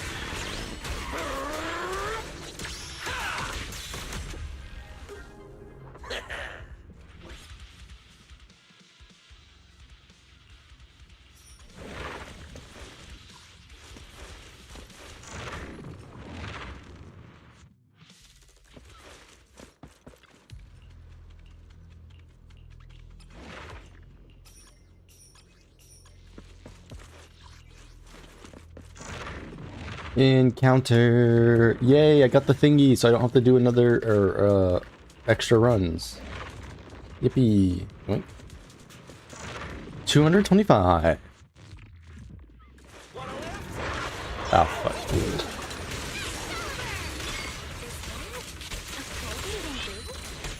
Wow, a gift from the lost boy. There's a Bangboos right there. Spider dash!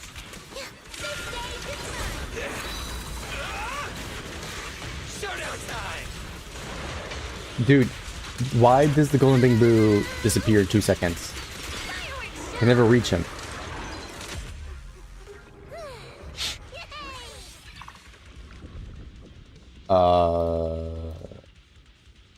Defense.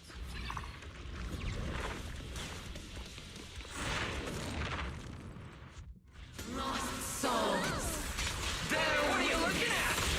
The altar. 3, 2,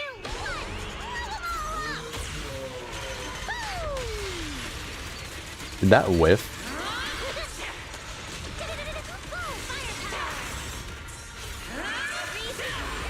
Get lost!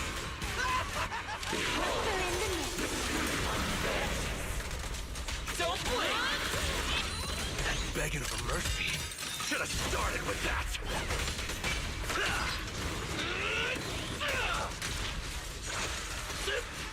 Defiant order. Referee timer light.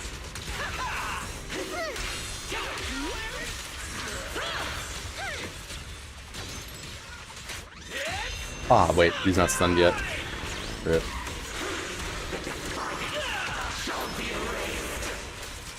Double firepower.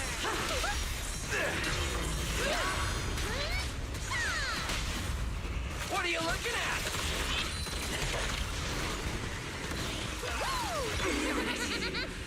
It's the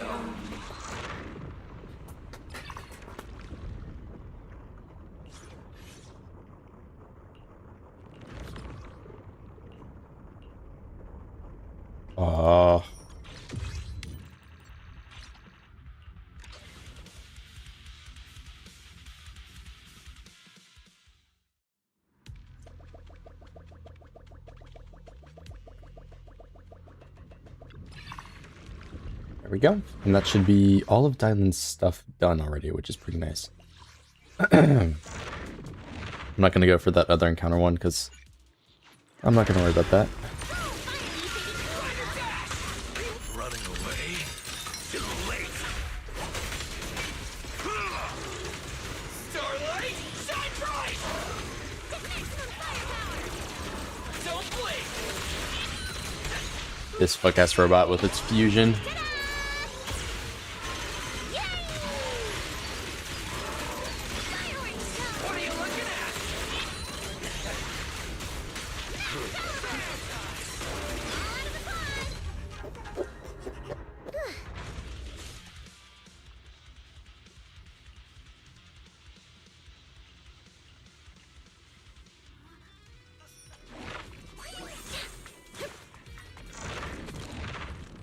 Price difference. Bit damage.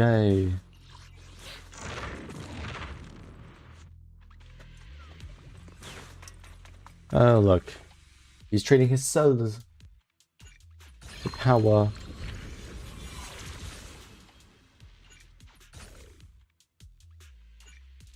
Okay.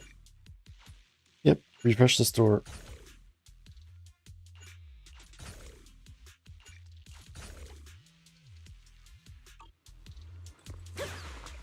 Run for countless legends, melodies, and dreams!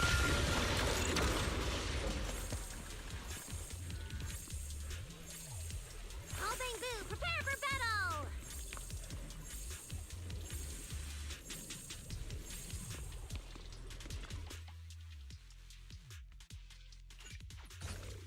Barely got enough HP to buy one more thing.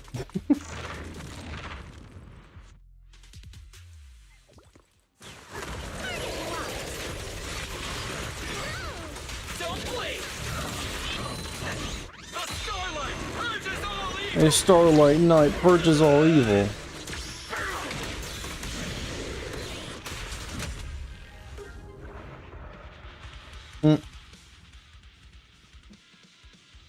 I picked it up a little fast. Get the water. Going my way?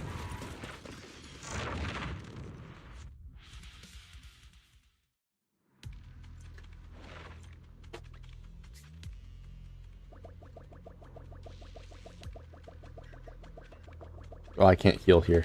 Great.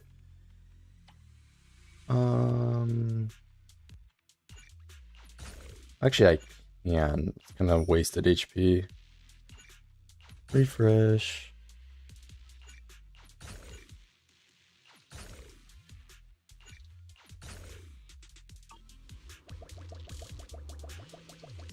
Into Sara we go.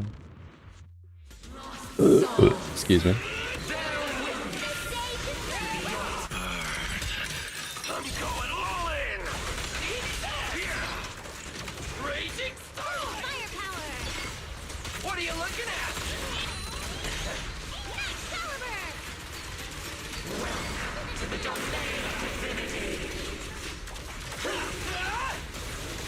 Come on! Night charge! Wanna play a game? Don't get the scarf dirty! Wait, why are there no flashes? What? Don't blink! Research showing! Did I click on the thing that like got rid of them? Time to roar! Starlight!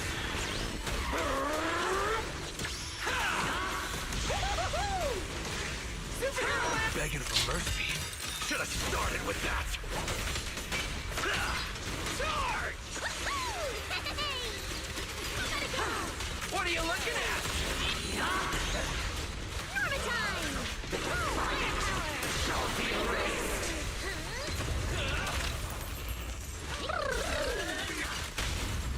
For the highlight reel!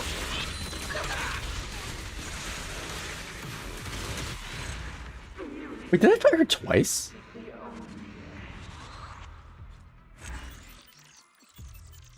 I'm fucking losing it, bro.